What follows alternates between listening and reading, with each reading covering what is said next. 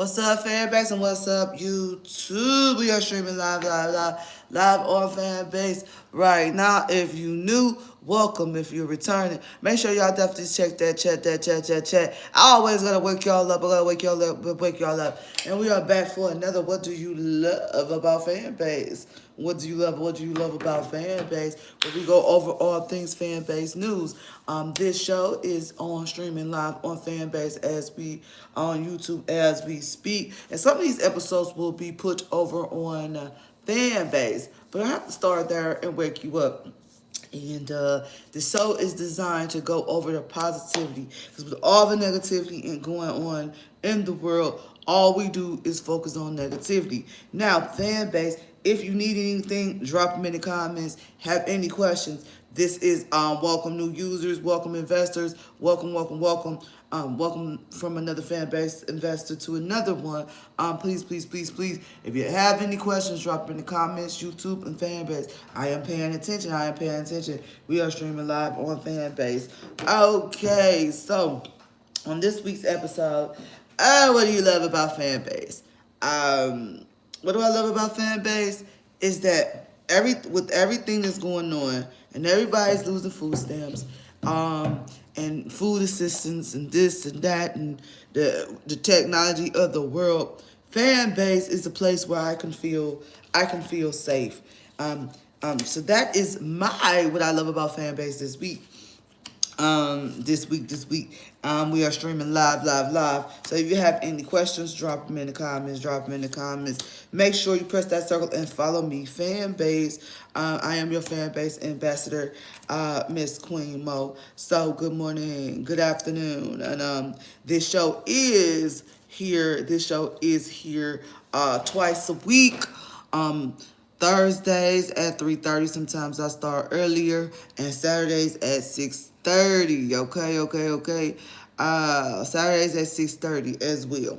Another thing that I wanted to address, as we go forward, is that I've noted in the climate we don't have patience, right?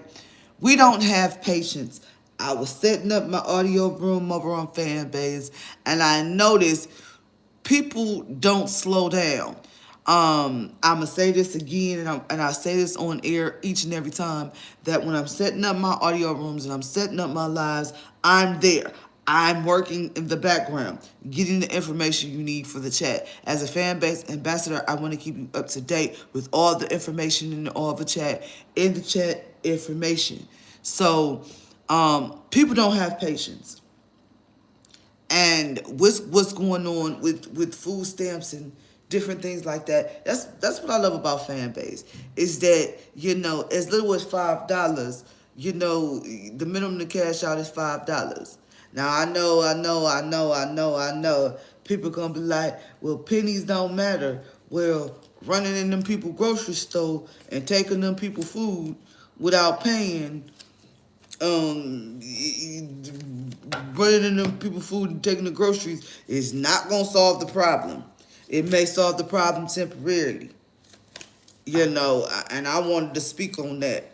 If you knew, sometimes we speak on spirit but most of the time, all the time, our spiritual topic of the week. You know what I'm saying? So let's get to our spiritual topic of the week, our mental health topic of the week. Okay, what's good? All right.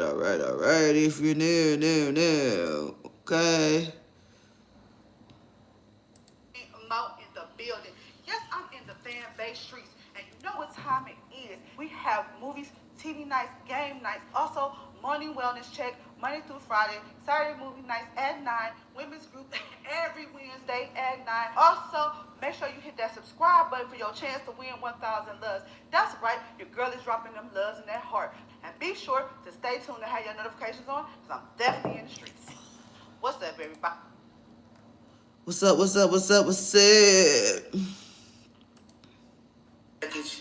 know what I'm saying? If you had $1 to spare, and it's time of need, and it's time of people not having food, if you have $1 to spare, you can bless, you know what I'm saying? You can bless people with just as little as $1. And, that is the synopsis that we're on right now, and that's what God wanted me to focus on, is to make sure that we are not just liking, we're not just sharing, we are actually giving, using this platform for what it's for, is to bless one another, uplift one another, subscribe to one another. My subscription is $5. You get audio rooms, you get activities. I am in the process of planning. Again, our goal is 5,000.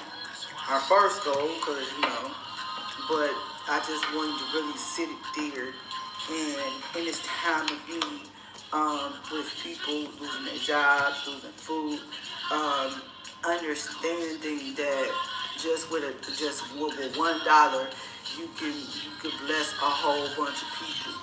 And again, with people losing their jobs, with the internet going out, you can bless people on Fanbase for as little as $1.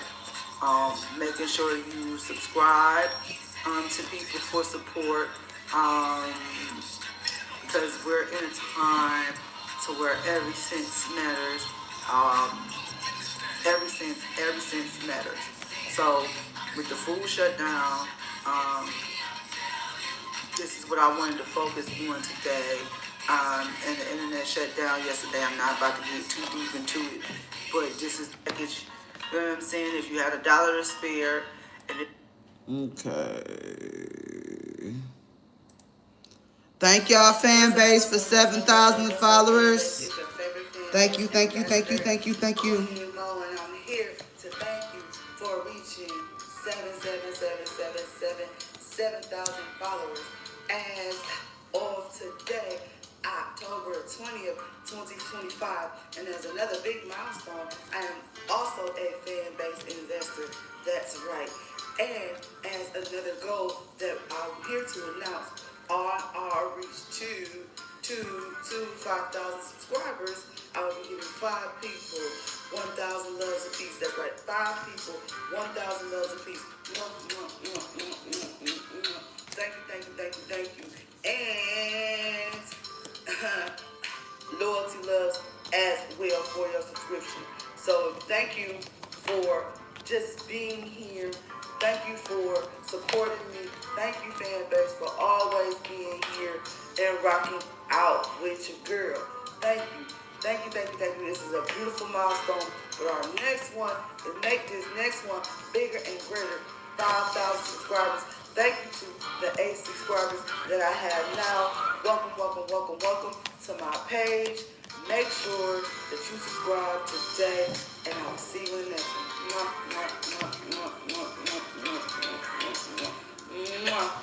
Thank you. Peace. So. Why you even stressing? It's already up, so won't you go and get your blessing? Eyes to the heavens, you don't need to doubt. With God on your side, you will never go without. If God can make for you, then why you even stressing? It's already up, so won't you go and get your blessing? Eyes to the heavens, you don't need to doubt. With God on your side, you will never go without. Okay. So, let's go over our schedule for the week. Let's go over our schedule for the rest of the week. I have morning wellness checks Monday through Friday mornings from 7:30 a.m. in the audio room. Yes, these are not just pretty flyers. These are actual activities that I do on Fanbase. Okay, so come by, say hello. In the morning, we say our thank you and our solitude. So it is our quiet time. I reserve this time right now for asking questions and different things like that. So, yeah, I'm here, but morning, Monday through Friday morning from 7:30 a.m. This show is every Thursday at 3:30 and every Saturday at 6:30. All fan-based information, okay? What else? On Wednesdays, I have women's group at 9 o'clock. I'm getting back to my recaps. I've been taking a break. I've been putting up recap videos and I'm just like fan base. I'm working on my retention. Because these are just not flyers. These are just not activities. These are full-blown activities that I do. So I just don't, put up a flyer. This is an activity. This is not, this is the post. This is the activity. This is a flyer, okay? Women's group every Wednesday at 9 o'clock. Ways to make your coin shake on Fanbase. Listen up. Listen up, Fanbase. Listen up, YouTube. This is how you interact. Like, share, comment, subscribe, follow. We are an interaction platform. We're an action platform. You know what I'm saying? We're a reciprocity platform. Loves are our reciprocity, okay? So again, you like, share, comment. You get loves in the comment. You get loves in the chat. Yeah. So this is how you build your fan base, by just being simply you. And that's one of the things I love about Fanbase. It's because you could just be you, right? It's free to download and free to use, all right? And you can invest, okay? On Tuesdays, we have Chosen TV live streams. Our live streams stay up as permanent content, okay? So our live streams stay up for permanent content. So I do lives as well, okay? We got the Monday morning marketing meeting at 11 o'clock. 11 o'clock. Okay? We are raising 17 million. How to make money and get subscribers. This is included in your subscription if you subscribe to me. This is your one-on-one. One-on-ones, helping you build a platform and a plan for you. How I got to 7,000, I'm here every day. Not every other day, every day. 2 to 3 times a day. You don't have to do it that way, but you got to come. Let's be honest. You got to have some form of consistency. If you're going to post every other day, that's fine. But you got to be visible. And I'm just going to be real with you.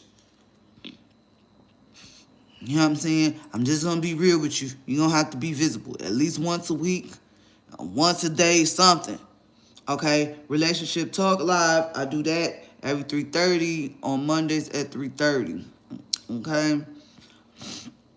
Like I said, I'm going to go back up to doing recaps. Fanbase, you can import your TikTok and your Instagram. Okay? So, these are the flicks. Oh, excuse me, y'all. You know what I'm saying? All right.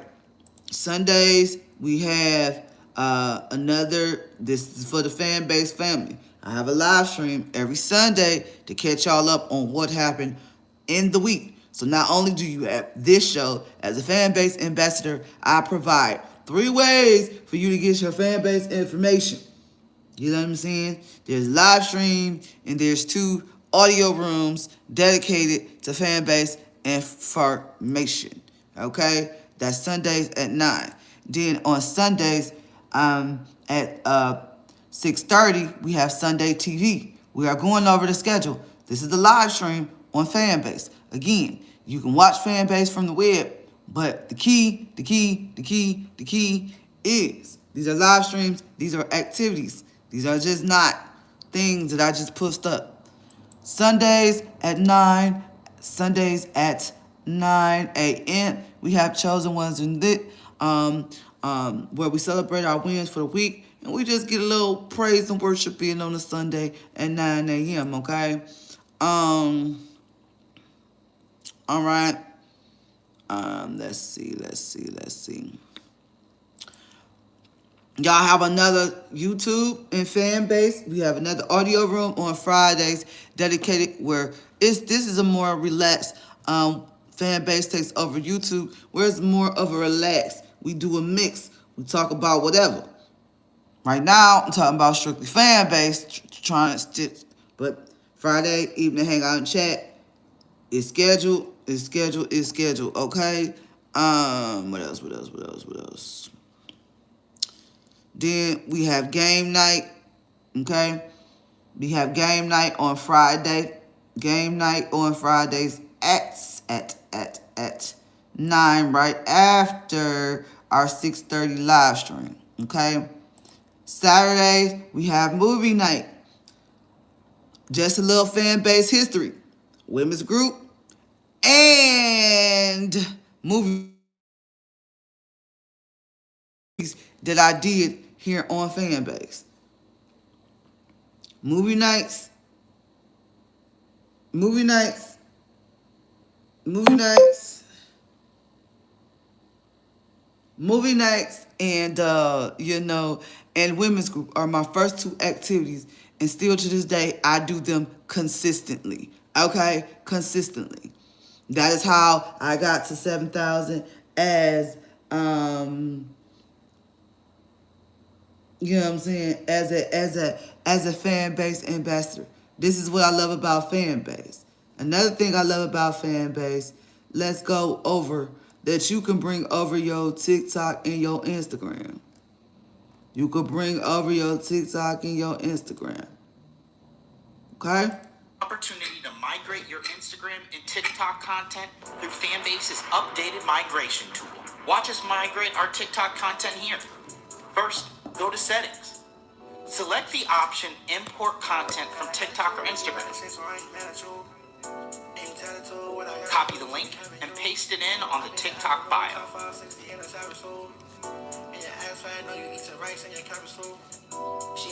After you paste the link in the TikTok bio, head back over to Fanbase and type in your username under the Move to Fanbase section.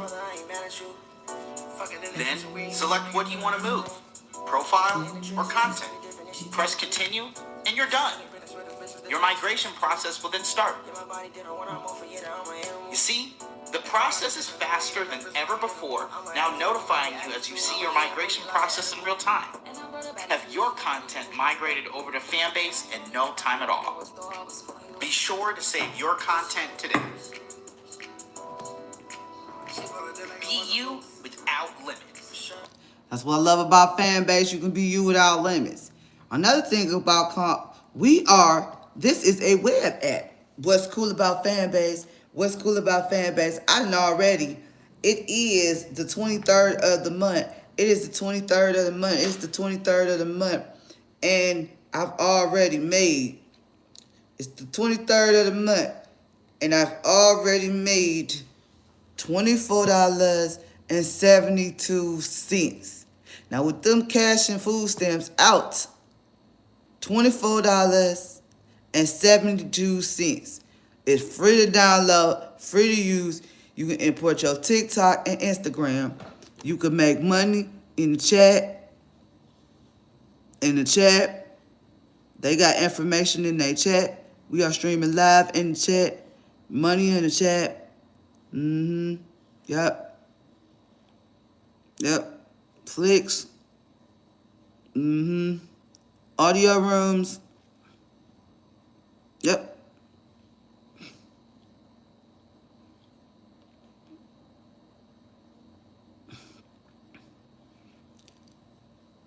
Come on now. Come on now. But again, another thing I love about fan base. See, I created this to give you information, to help new users, and just to share, you know what I'm saying, to celebrate the positivity. Because it's always negativity. It's always negativity on some stuff. And despite what you heard, you know what I'm saying, I've been over there on TikTok a little bit, you know what I'm saying? But my home is where I reside, and I invested in fan base. Another thing, see YouTube, YouTube, you that's why I love fan base, because YouTube audience, they come in, they leave, they come in, they leave, they look could be deceiving. You know what I'm saying? Even though I started on YouTube, I gotta give it to you. I started on YouTube, but you know, this is what I love about Fanbase, cause I don't have to go through, hoping if somebody gonna see my content. I posted a couple videos hoping somebody gonna see my content. I don't got to go through that. I don't have to go through that. You know what I'm saying? This is the web version. All right. What I love about Fanbase is that you can bring your YouTube videos over. You can bring your YouTube videos over and get paid. That's right. Sometimes when you don't see the YouTube videos over, they're over here. They're over here. They're over here. Hey. Thanks for listening on YouTube. Thank you, thank you, thank you, thank you. Yeah. So, thank you. I always gotta give y'all thank you.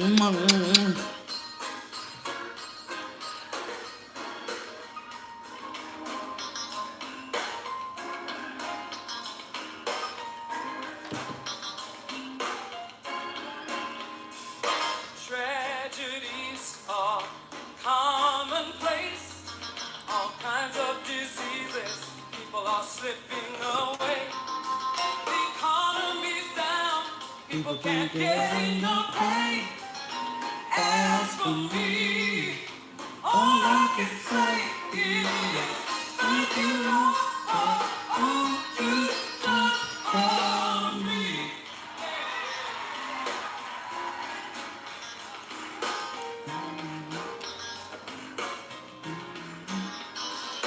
Folks without homes, living out in the streets, and the drug habits, some say they just can't be.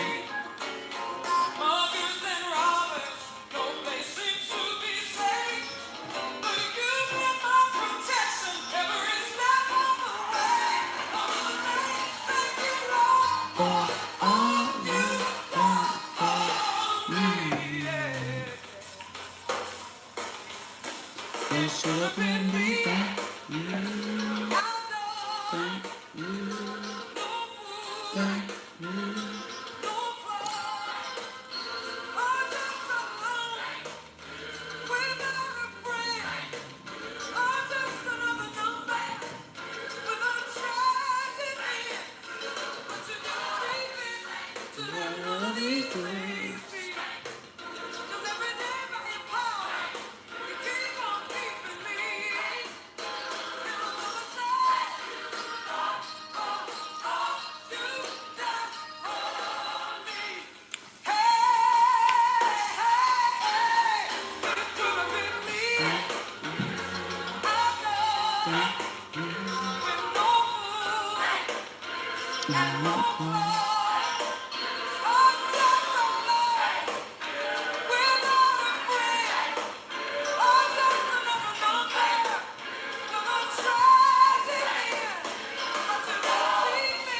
To have all these things.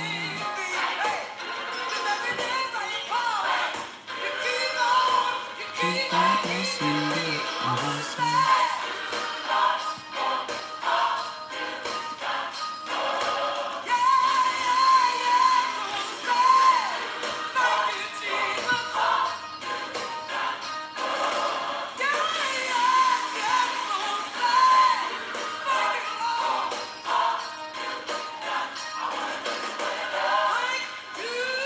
Thank you, Fanbase. Thank you, YouTube. It's been a long journey. Thank you. Thank you.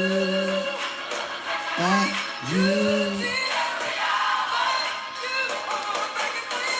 Thank you, thank you, thank you, thank you, thank you, thank you, thank you, thank you.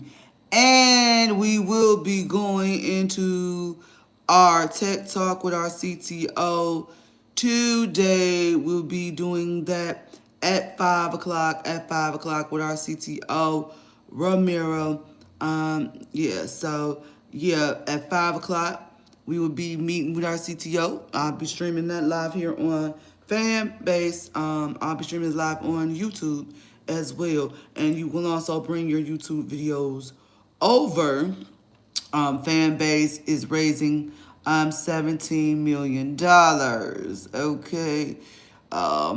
What's the latest fan ads? Let's go. By now, I know we've all seen the video of Twitch CEO Dan Clancy saying that Kai Cenat is not on the Mount Rushmore of streamers. Yeah. You know, in other words, Kai is big now, but you know, arguably it's like, now he asked me, so I had to put him on there. But arguably it's like, look, you're great, but you can't be on the Mount Rushmore yet. See, that clip has been sent to me dozens of times, and I think people want to hear my response. So here it is. Dan Clancy is just another in a long line of social media CEOs and founders who needed the innovation and creativity of Black culture to make their platforms successful. But the moment it's time to give us credit for breaking barriers, they move the goalpost or try to erase our contributions altogether. To Kai Cenat, I Show Speed, Drewski, DDG, Black Boy Max, understand this. Your presence without ownership is a problem. Because time and time again, other creators are offered equity and opportunity for doing less with fewer results and less creativity. Kai, I've heard you say all money ain't good money. So here's my offer. Let's have a real conversation about ownership. Do you believe you deserve equity in platforms you help make popular? If the answer is yes, then ask for it and see what they say. If the answer is no, then you'll know exactly where you stand. Other creators use their reach on big platforms to get equity in smaller ones, helping those companies grow and raise capital.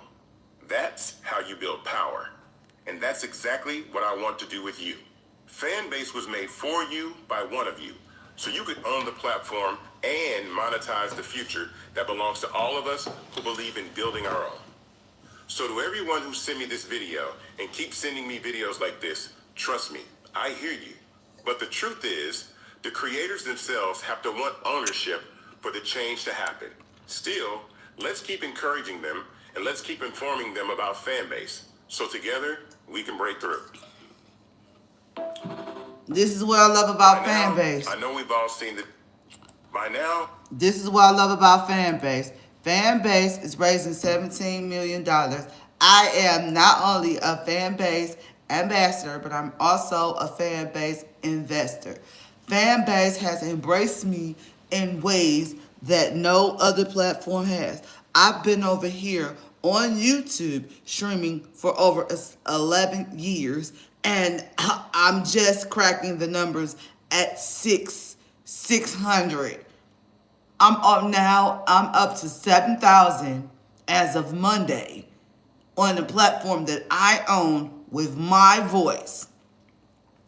Let's go back to that, because I want to make sure that you understand and understand your power.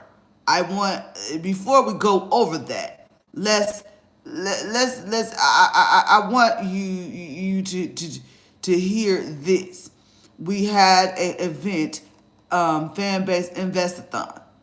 I don't think we really understand. I'm a mom of 2. And just to have my voice heard, just to have my value. Fanbase, we take a stand for truth, justice, freedom of speech. My platform, my way.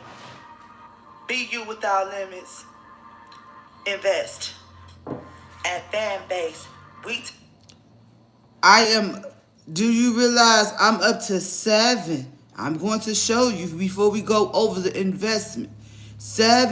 Over 7,000 on a platform that I own, that I have shares in. I am 45. This is my first investment ever. Believing in yourself. Even if you don't invest, just to bring your content or just to enjoy content in a way that you want to see without your voice being blocked. Let's go over the investment. Okay. We are up to, they're closing December 15th. The investment is in the chat for Fanbase. The investment is in the chat for YouTube. Investment is in the chat for fan base, and it is in the chat for YouTube. Okay?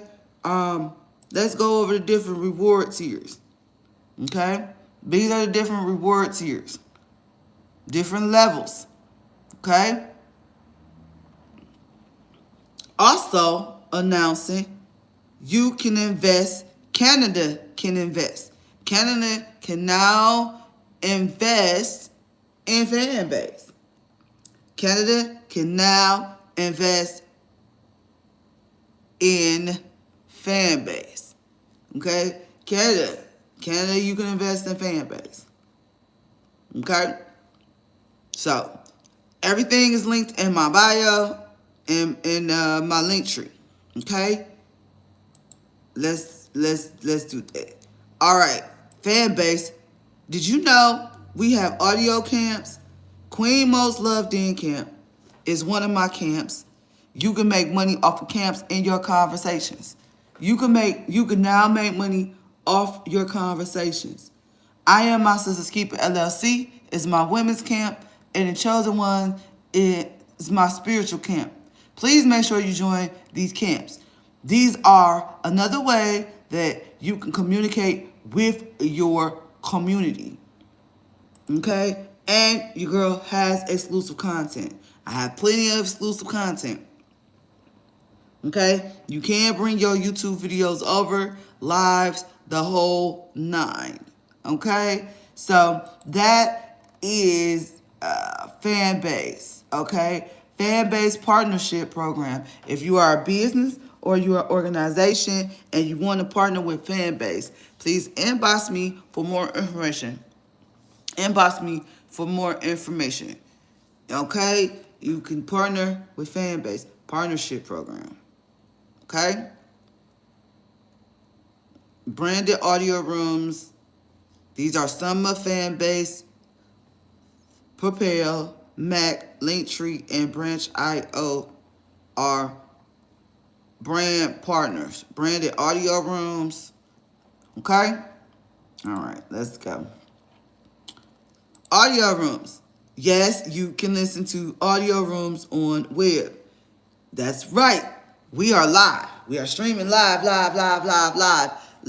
the audio room as we speak.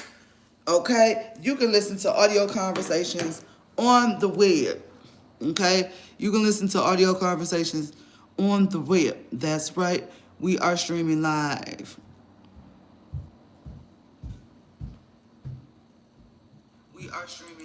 We are streaming live on the web. These are audio conversations that you can listen to on the web as we speak.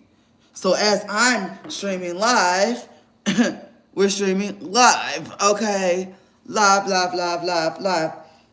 as well as the app. It's free to download and free to use, okay? Also, fan base. If you need to get to customer service, please shake your phone. We are, as you can see, we will be going to Thursday Tech Talk with our CTO at 5 o'clock. So, after this broadcast, this is the room we go into. This is the room where we can get our tech questions answered, learn about new updates. And if you have not updated your Fanbase app, please make sure that you do to the latest version. We update every 2 to 3 weeks as we're building, okay? But again, your girl is on the schedule. What do you love about Fanbase? This audio room is on the schedule. Morning wellness check, it is on the schedule. Okay? Schedule for Saturday. Morning wellness check. Okay? Tuesday's town hall. Okay? That's on the schedule. All right? So, Tuesday's town hall. All right? Yep. This is the schedule. This is the schedule. All right? So I'm here. I'm here. You see that? These I'm here. This is the schedule, Friday. So if you want to get on the fan base set schedule, you must be consistent. Consistency.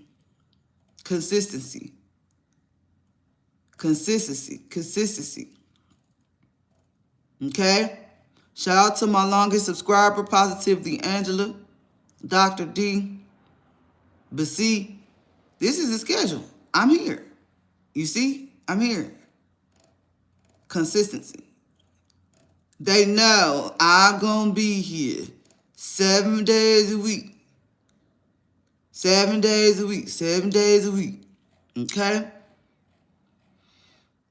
All right?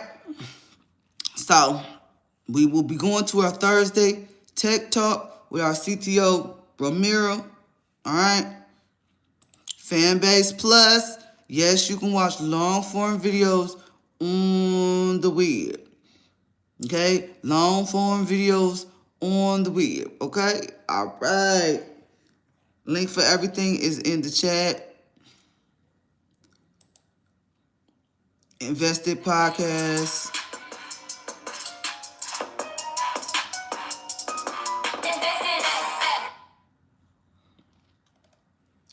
All right.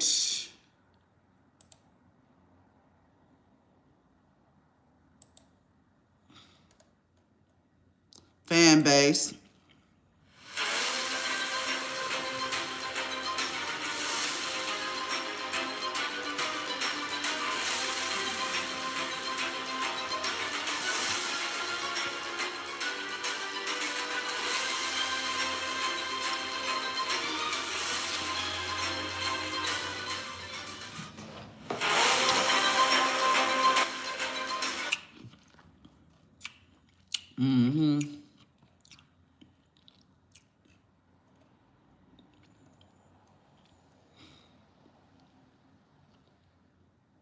Okay. Oh, it's cold.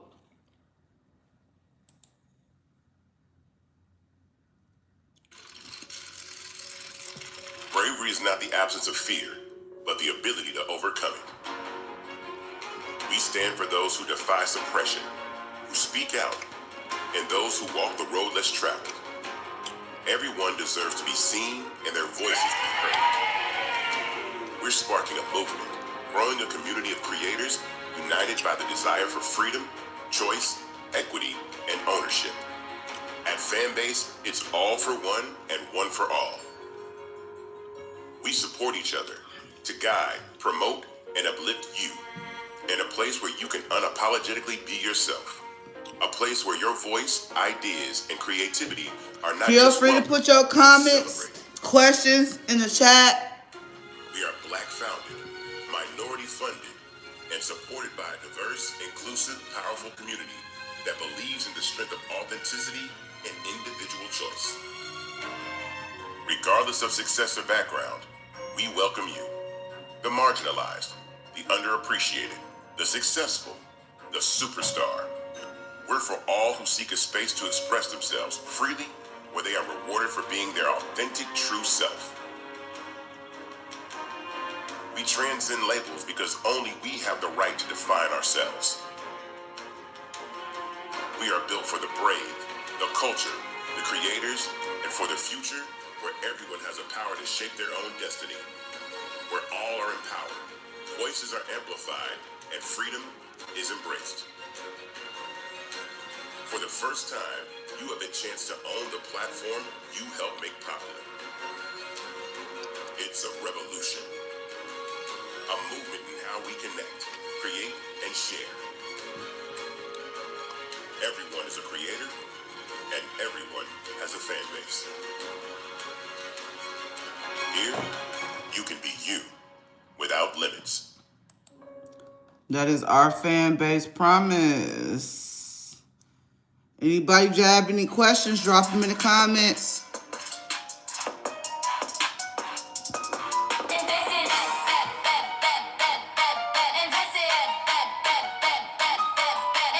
Welcome to another episode of Invested, where we discuss the ever-evolving world of the creator economy and our $17 million Regulation 8 crowdfund on Start Engine for Fanbase. I'm your host, Isaac Hayes III, and to my left is Noah Washington, head of comms and partnerships over here at Fanbase. And we're back, just the two of us this week. We had a lot going on, but we're back. So we had to, take a break from guests for a hot second, but we can hold it down together, right? We can. Man, we had a lot of great things happen. Yeah. We're going to get into this. We ain't need no guests. Yeah, man. Even though we love our guests. We ain't need 100%. them, 100%. but we love them. Man, this weekend, there was a lot. Oh, so, okay, yeah. So let's talk about that. So in ATL this weekend, we had Spellhouse. Yeah, man. Ralph Lauren dripped out like it was all over the place, man. For people that don't know, that is the homecoming for Morehouse and Spelman and Morehouse. Yeah. A lot of my friends graduated from Spelman and Morehouse, and my younger brother is a sophomore at Morehouse. Shout out Kojo. Shout out Kojo in the building. What's good? Yeah, my sister went to Spelman. My brother went to Morehouse. I'm the only one who didn't get the idea. Do you regret not going to an HBCU? 100%. I will say to anybody or any student out there who's considering college, 100% go to an HBCU. It is the biggest regret of my life. I went to Georgia State, which they call the honorable HBCU. Graduates the most black people in the country. But yeah, man, definitely, do it. It's a huge part of, I think of any black academic or any black professional's life. I did go to the STEP show and just seeing the energy, we always talk about the prestige that those institutions have, but you should just go to have fun and be in a safe space. I used to go to the tailgate, then they started charging. I used to fly my drone at the tailgate. I used to fly my drone, used to walk the strip. You know what I'm saying? Yeah, it was fun. It's so much fun. They allowed drones? Yeah, I used to fly my drone all the way down like the strip. I got footage of that. I'm gonna show Kojo that. That's crazy. Yeah, it was not because it was like it's so many people. That's crazy. But you know what I'm thinking of? I mentioned Ralph Lauren a minute, and I'm just gonna make this as a little note, right? They did their Spellhouse collection, and since this podcast is about finance, I just wanted to note that it was reported that Ralph Lauren, as of June 28th, 2025, had a record revenue year at $1.7 billion, up 14% year over year, driven across several different demographics. And if we all remember, that's around the time that the Oak Bluffs collection was announced. It was coming out. So once again, showing Yes. that the black spending power is awesome. Let me tell you, I seen that collection all over the city this week. Oh, I went to a few there are a few functions on the roof. Shout out to Retreat by the gallery spot. There was a Spellhouse event every day. There was a Spellhouse event Thursday, Friday, Saturday, and Sunday. And I saw the Ralph Lauren collection all over. So it's good to see the pride of people wearing that. You have part of the collection. I do, and it's awesome. I think Kojo has part of the collection as well. And yeah, it was good to see. But I love the energy. And then shout out to Clark's homecoming this week. Isn't Brandy? Hold on, let's figure out who's at One Music Fest. Yeah, Jasmine Sullivan, Chief Keef, Wale, Jagged Edge. Future, the Dungeon Family, Leon Thomas, Ari Lennox, Mary J. Blige, The Root. Ludacris. Yeah, it's the 25th anniversary of Ludacris. There's a huge party this week for that. The Dungeon Family reunion. I just said that. Oh, you did? Kalani, I was right, Kalani. Busta Rhymes. Ari Lennox. Yeah. D-Nice. Yeah. That's a lot. Shout out to One Music Fest. Yeah, it's the largest black music festival in America. So shout out Jay Carter and the team. Future. I'm saying Future. You said Future? All right. Future. My bad. It's popping. Atlanta's always popping. In the fall, because it's always like this. It's always like, it starts with Invest Fest, and then it's like Forest Black, and then it's, and then it's like Labor Day, and then it's something else, and then it's like Homecoming, and One Music Fest, and before you know it, Oh, and shout out to the local talent. Domani's performing. Jalen Josie's performing. Oh, dope. Shout out to them. Awesome. Gonna kill it. But also, getting into the meat of the show now, something else big happened this weekend. Wait, we didn't tell them why we're here. Oh, you're right. You're supposed to do your thing. No, okay, let's restart. Sir, why are we here? We're here to talk about what happened in the world of the creator economy, but also plug our $17 million Regulation A crowdfund on Start Engine, which closes December 17th. You can invest in Fanbase right now by going to startengine.com/fanbase to invest. The minimum is $399. It gives you 60 shares of stock in Fanbase at $665 a share. Plus, recently added, every investor gets this, bling. Andy will show it right now. This verification badge. Any investor, no matter, if you invest from the minimum all the way up to $1,000, you get an investor badge, because we're really pressing the importance of ownership. And I want people to know who believed in Fanbase from the beginning, all the owners. So even if you previously invested in Fanbase, for the minimum, you get this investor badge, because we're going to let the world know who believed in Fanbase before Fanbase was the thing it is becoming right now. Yeah. So let's get into it. All right, let's go. So this weekend was also another important event in the U.S. and world history. Yes. This weekend was the No Kings protest. Yes. PBS has cited it as one of the largest single-day mobilization and demonstrations in U.S. history ever. Okay. Only being compared to when Donald Trump came back into office. Millions of people across the country took to the streets across more than 2,000 locations to voice their opposition to what many are seeing as rising authoritarianism. Oh, sorry, let me restart that. As rising authoritarianism? Man, I'm losing my English. There we go. Across the United States under Donald Trump's administration. But beyond the headlines and the aerial photos, something else reportedly stood out to a few people watching, which is the lack of representation across African Americans and millennials. That's something that you had said during our pre-show conversation. Yeah. And so we're just I ain't really see that many black people out there, but it's okay. If you're not out there, you're not out there. I mean, look, we all believe in democracy. We don't believe in kings around here. So that's a good thing about it. I think that the lack of I saw people out there, but I saw a lot more older people, and a lot more older people. Not as many black people. I know some black people that went.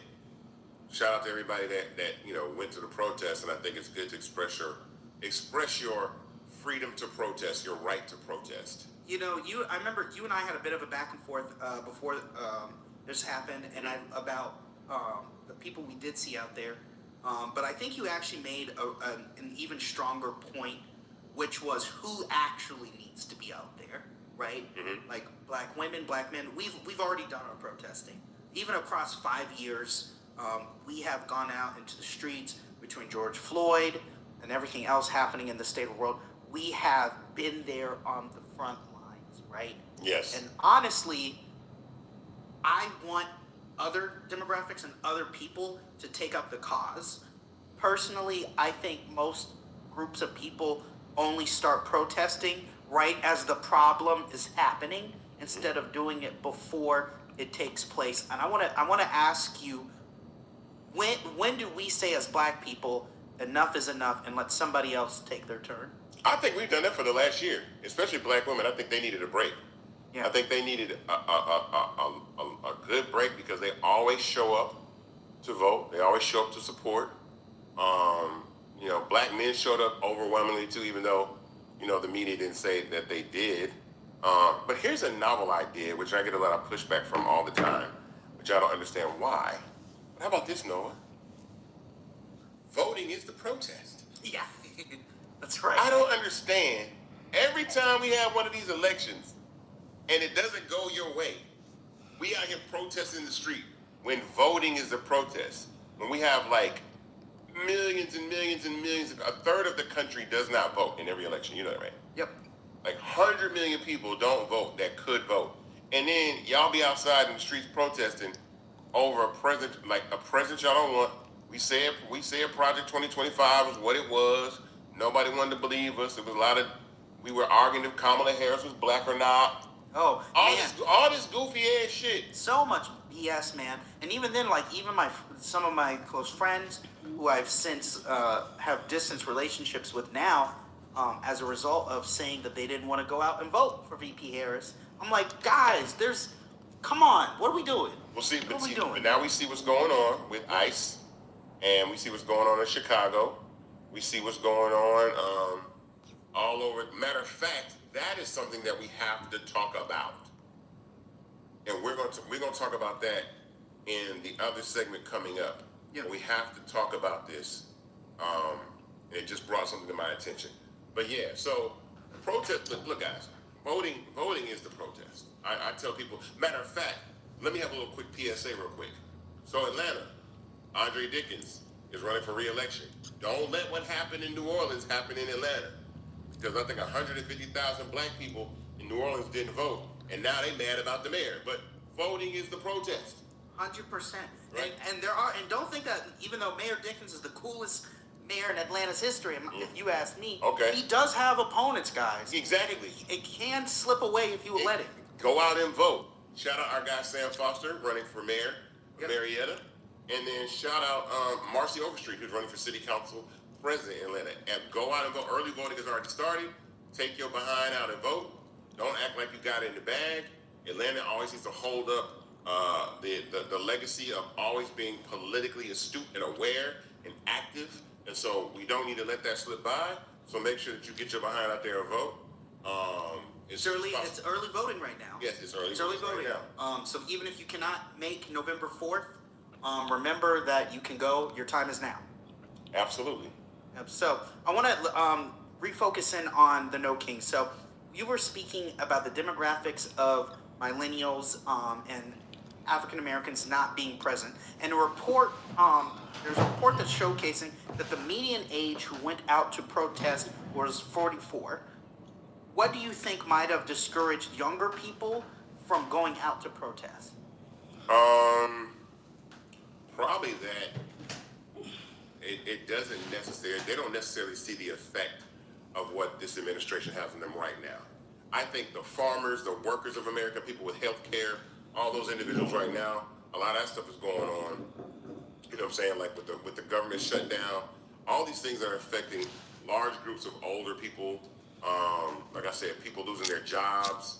That's one thing that is upsetting, is the amount of black women that have lost their jobs, and now black unemployment is up really, really high.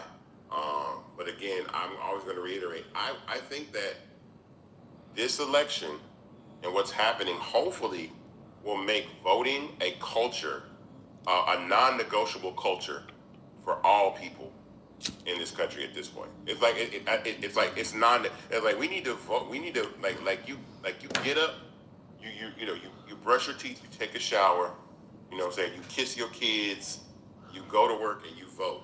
You know what I mean? Like, it has to be that, because the way that they're shipping these elections around, and they got acquired by a Republican dude, the voting machine company that does all the voting machines got acquired by a dude. That should be illegal, but it's not. So It's not. Let me throw some statistics at you that I just looked up. yeah. So this is a report coming in from Axios, right? Mm-hmm. Specifically about the Washington, D.C. No Kings. 86% of people that they surveyed in D.C. were white, and 57% were women. So we're seeing that it's more White women. who actually was one of Donald Trump's biggest voting blocs, who are taking up. Right, don't look at me.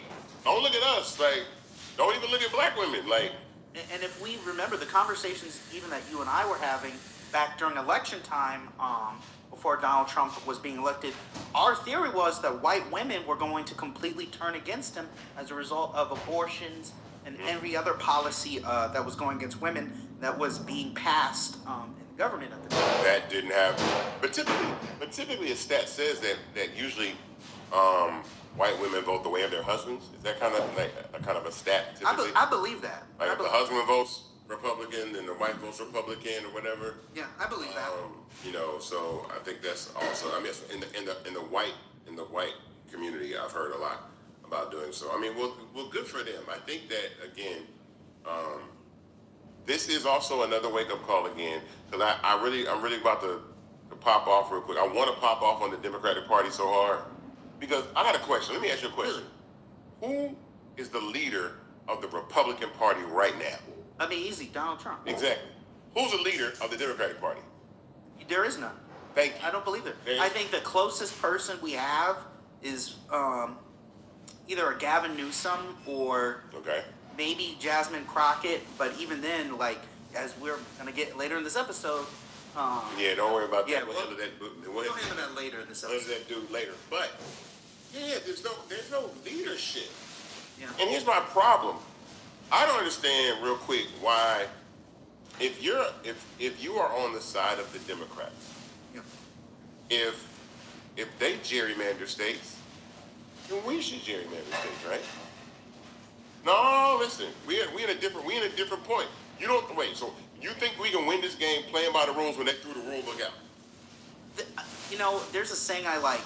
Just because an eye for an eye makes everybody blind, and so I believe in the Michelle Obama phrase of "when they go low, we go high." Now, is it I always believe a fair when they fight? go low, we go lower. Yeah, I'm of the mindset of that because the consequences are too hard at this moment. Yeah. It's too much. Like, okay, so prime example. This is what baffles me about that. This moment we're in right now. Again, I just said that a Republican operative bought Dominion, the voting machine company. So where's the Democrat to buy a voting machine company to? No, that's true. We are not playing at the same game at all. We're not. We're playing. If they're buying X and True Social and acquiring TikTok, where's the Democratic who's supporting other platforms or building those platforms up? That's all that I'm talking about. Oh yeah, we're definitely playing junior varsity, and they're in the NFL right Exactly. now, as it comes to how And they they're reach their doping. audience. And they're using steroids. No, and it's to always come And they're back paying the refs. to come back to our famous person. And they're betting on the game and winning. Like, They are. They're doing all Donald that Trump shit. is giving contracts to all of his Yeah, players. they're running up crypto schemes. He's even getting the back end reportedly on the TikTok deal, Yes. which is insane for an elected official, by the way. And we got Bernie Sanders and AOC and Jasmine Crockett and Gavin Newsom and Hakeem Jeffries Oh, I'm gonna throw in Westmore too. and Wes Moore.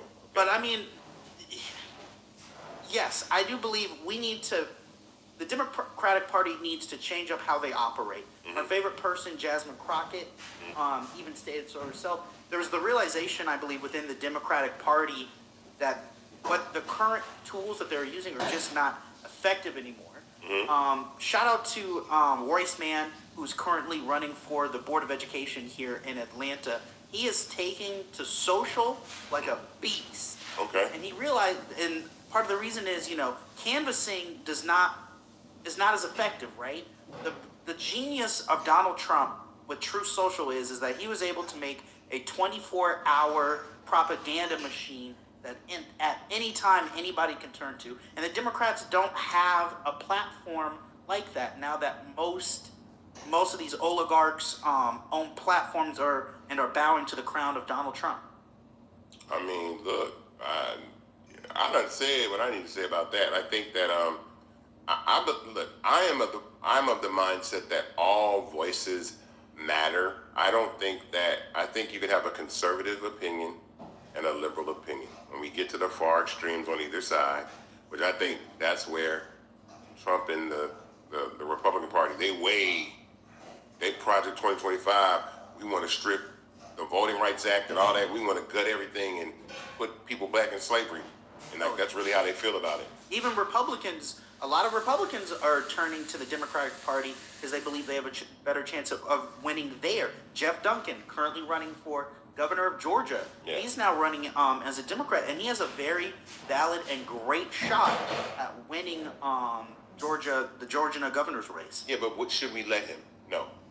I mean, at any day, we had some great candidates: Stacey Abrams, Keisha Lance Bottoms, people who could effectively run the state of Georgia. Jason Estevez, I'm a fan of.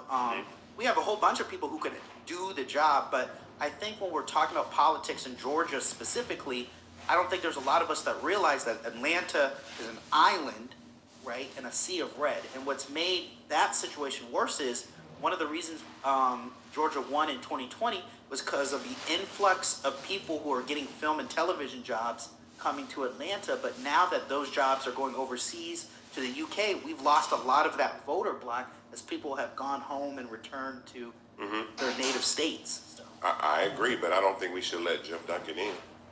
Okay. You know what I'm saying? You don't get to show up and claim Democrat and jump in front of everybody else. I want to run for governor now. Like, no, I mean, I feel your passion. I appreciate you, cuz. Like, I think it's cool that you found the error in your ways and know that these fools is tripping about what they're doing. But you should run for lieutenant governor as a Democrat or something like that. Because no, let the people that let Estevez and Keisha and all these other people. Listen, I'd much rather have somebody who looks like me win. But I think at the point in America, and you and I were talking about this post-election night, we are about to see, I believe, a resurgence of white male Democrats as leaders in this country for the near and incoming future. And personally, I'm at the point where I just want somebody sane who could do the job. You know, Cool. I'm meeting the middle ground there. We'll put a button on that. All right. Well, that was good. That was okay. So while Noah cues up our next segment, I'm here to tell you guys we are at about $13.5 million in our Regulation A equity crowdfund for Fanbase on Start Engine. Why are you raising this money, Isaac? Well, two reasons. One, we want to build and scale the greatest platform for creators and the social economy worldwide, and you need capital to do that. All the amazing strides that we've done at Fanbase still require capital to do that. But also, we want to offer ownership. I want people to own this platform because the same oligarchs that are buying up all the platforms, they did these same types of deals, except this time it's the people. So rather than the oligarchs and the small group of people that are always invested in the Twitters and the Instagrams and the Facebooks and the TikToks of the world, we all collectively can invest in Fanbase and own it together, and that's a different approach to moving forward with social media. So I'm actually very excited to talk about this next segment that we have going on. You and I have gone back and forth and talked about it a lot. It's OpenAI, or Sora, owned by OpenAI, agrees to stop using MLK's likeness. Let me set it up for you guys. So recently, we've all had fun playing with Sora, a new app by OpenAI, which essentially allows us to create any image or video that we've ever dreamt of making. We can put ourselves in movies now, making lifelike, super ultra realistic, lifelike motion video. One of the big points is that several people have made videos featuring Dr. Martin Luther King depicted doing unsavory things, such as going on talk shows like Deal or No Deal, wrestling, fighting Malcolm X. There's some of him fighting Adolf Hitler, right? Just using him in various capacities as people want prompted. Dr. Bernice King, daughter of Dr. Martin Luther King, and over the MLK estate, recently made a petition to OpenAI asking them to stop, which OpenAI gladly adhered to and pulled back on the ability to use Dr. Martin Luther King, right? Yeah, so let me jump in here first. So when I initially posted the video of Dr. King from OpenAI and they had him screaming and jumping down like a monkey, I caught a lot of flack for that, right? A lot of people were like, well, why would you show that? And I'm like, because number one, I want people to see if they'll do this to someone like Dr. King, they'll do this to anybody. Yeah. Which we saw Kobe Bryant, Notorious B.I.G., Malcolm X, Tupac, who else? It was just a ton of people that we don't need to see. And the interesting thing that I thought about this whole situation with OpenAI is you cannot prompt OpenAI to create any character like that. So that means OpenAI put those people in there. That means Prince, Michael Jackson, OpenAI was allowing those generations to be made, and then you be able to alter those individuals to do so. So the reason why I posted that is because I knew the reaction would spark the question, well, then why are we doing this? And so seeing that Bernice and OpenAI came to an agreement that they would pull him back and not let them use Dr. King, that is the reason why I posted that video. Because initially, like, you bring attention to the subject, you make it something that people are aware of, and then when people express their displeasure for it, and it can affect business, and it can affect the way that OpenAI is perceived, then they have to change their practices. So that is why I did that, and it did exactly what it needed to do, because now you can't make videos of Dr. King. And I think that was a genius play on your part. But one of the things, the bigger issue here is people don't know if they have rights to their name and likeness. When you're using a lot of these tools, and I wrote an open ed about this years ago when this technology was first emerging, when you click agree to use the tool, you give up your rights to your name and likeness to those platforms. A lot of people don't know about that. Yeah, I mean, well, but also you got to think, people that have established legacy have a right to celebrity. So that's the number one thing that I talk about in dealing with my father's estate, is you still have the right to celebrity. Yeah. And so if you have a name, right, if you have a likeness that people can easily recognize, so people know who Dr. Martin Luther King is, people know who Kobe Bryant is, and all these other individuals, you have a right to that. That's why I said, even if there is not legislation to trademark anyone's name and voice, because celebrities can do it all the time, but regular people need to be able to do the same thing. Because I'm surprised at the amount of people that I see putting themselves, I have to put myself into OpenAI. I'm putting myself in Sora 2, and I'm not going to put myself in Sora 2, but I'm pretty surprised about the amount of people that have put themselves into Sora 2. Well, most people don't know any better. Like, even then, somebody told me, and I did some research about it, and it's true. Mm-hmm. It's 100%. Like, guys, before you put yourselves on here, be cautious about it. But I want to touch on that topic because even last week, the name, image, and likeness goes, I believe, even further than that, right? So we were talking about this. My grandfather, Booker T. Washington, was used in the Madam C.J. Walker show. And there was a huge point of contention over how he was depicted, which was antagonistically towards Madam C.J. Walker, which was later disproven by their interactions. So my question to you is, when we speak about historical narratives of Black people, when do we take back control? From the beginning, I mean, it's best we can, but it's also the ability for us to have control over those estates, because you got to remember, the estate of Prince, the estate of Notorious B.I.G., the estate of James Brown, and the estate of Whitney Houston are all owned by Primary Wave, who are our partners. So it's also being able to keep that name, image, and likeness. You understand what I'm saying? Because I've seen Shaquille O'Neal's on OpenAI, and people are understanding why, are kind of confused as to why they see Shaquille O'Neal and Marilyn Monroe a lot together on OpenAI clips, because Shaquille O'Neal has ownership in the company that represents those brands.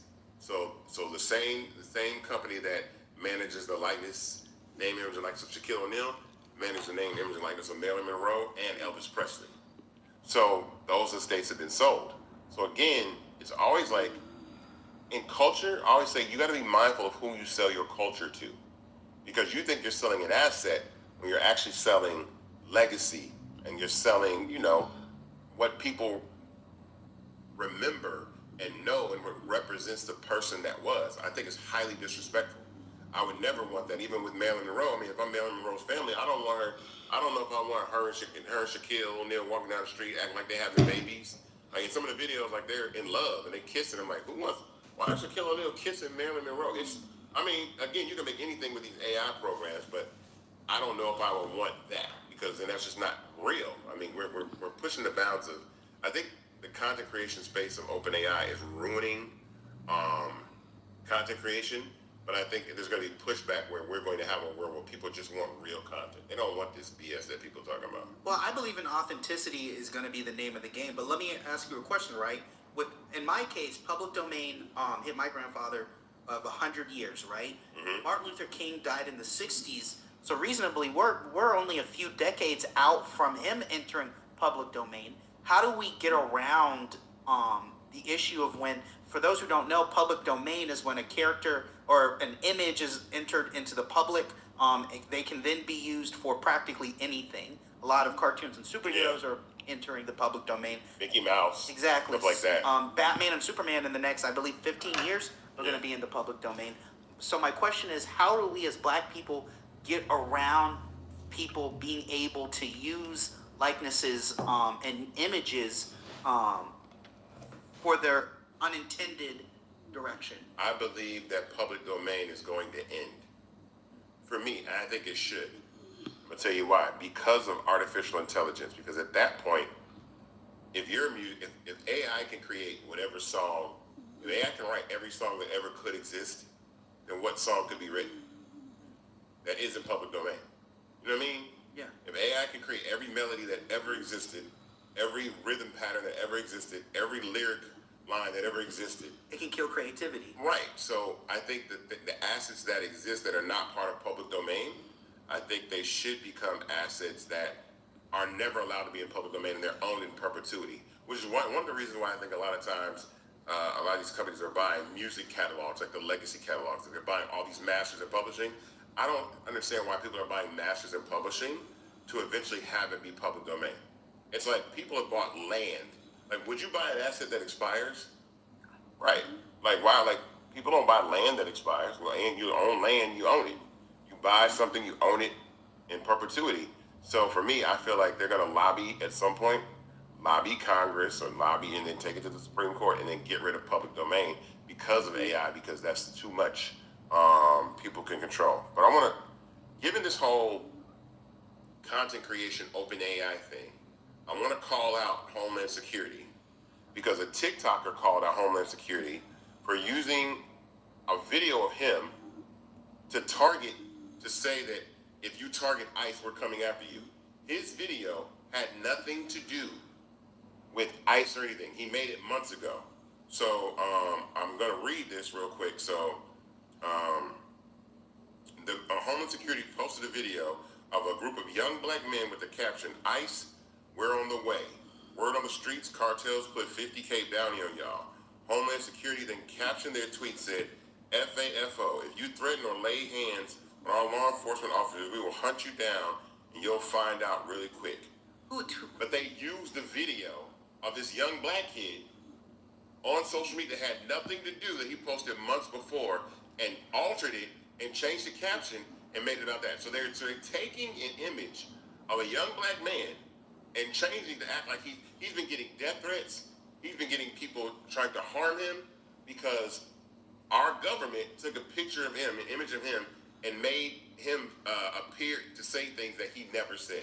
And that's ridiculously dangerous, and he should sue the shit out of the government for that, and I hope he wins because that's ridiculous. It's absolutely ridiculous. Listen, this Trump administration is crazy. They've been having a field day in the social media department, right? Oh yeah, they took a dump on you see the thing when he pooped on all the No Kings protesters? Dog. It's Donald Trump in a fighter jet with a crown on his head like a king, and he flies over the No Kings protesters and drops poop on them using AI. The one that just made me so upset was somebody made an ICE video to the theme of Pokemon. Mm-hmm. Gotta catch them all. Oh, yeah. I'm like, dog, this isn't funny. Yeah, These are people. But this is the problem with, in the era that we're entering to with AI and how dangerous it can be. I 100%. I want to go down this a little more, right? If AI companies have to get permission for every public figure, does that slow down creative freedom, or does it finally bring accountability to tech? No, it brings accountability to tech. Yeah, you gotta get, I mean, these companies are operating like with no rules. They're just taking your image, absolutely. And then when you do that, right, how do you create new icons, right? If we take our icons and turn them into caricatures of what they were, then how does that make the next generation of icons feel?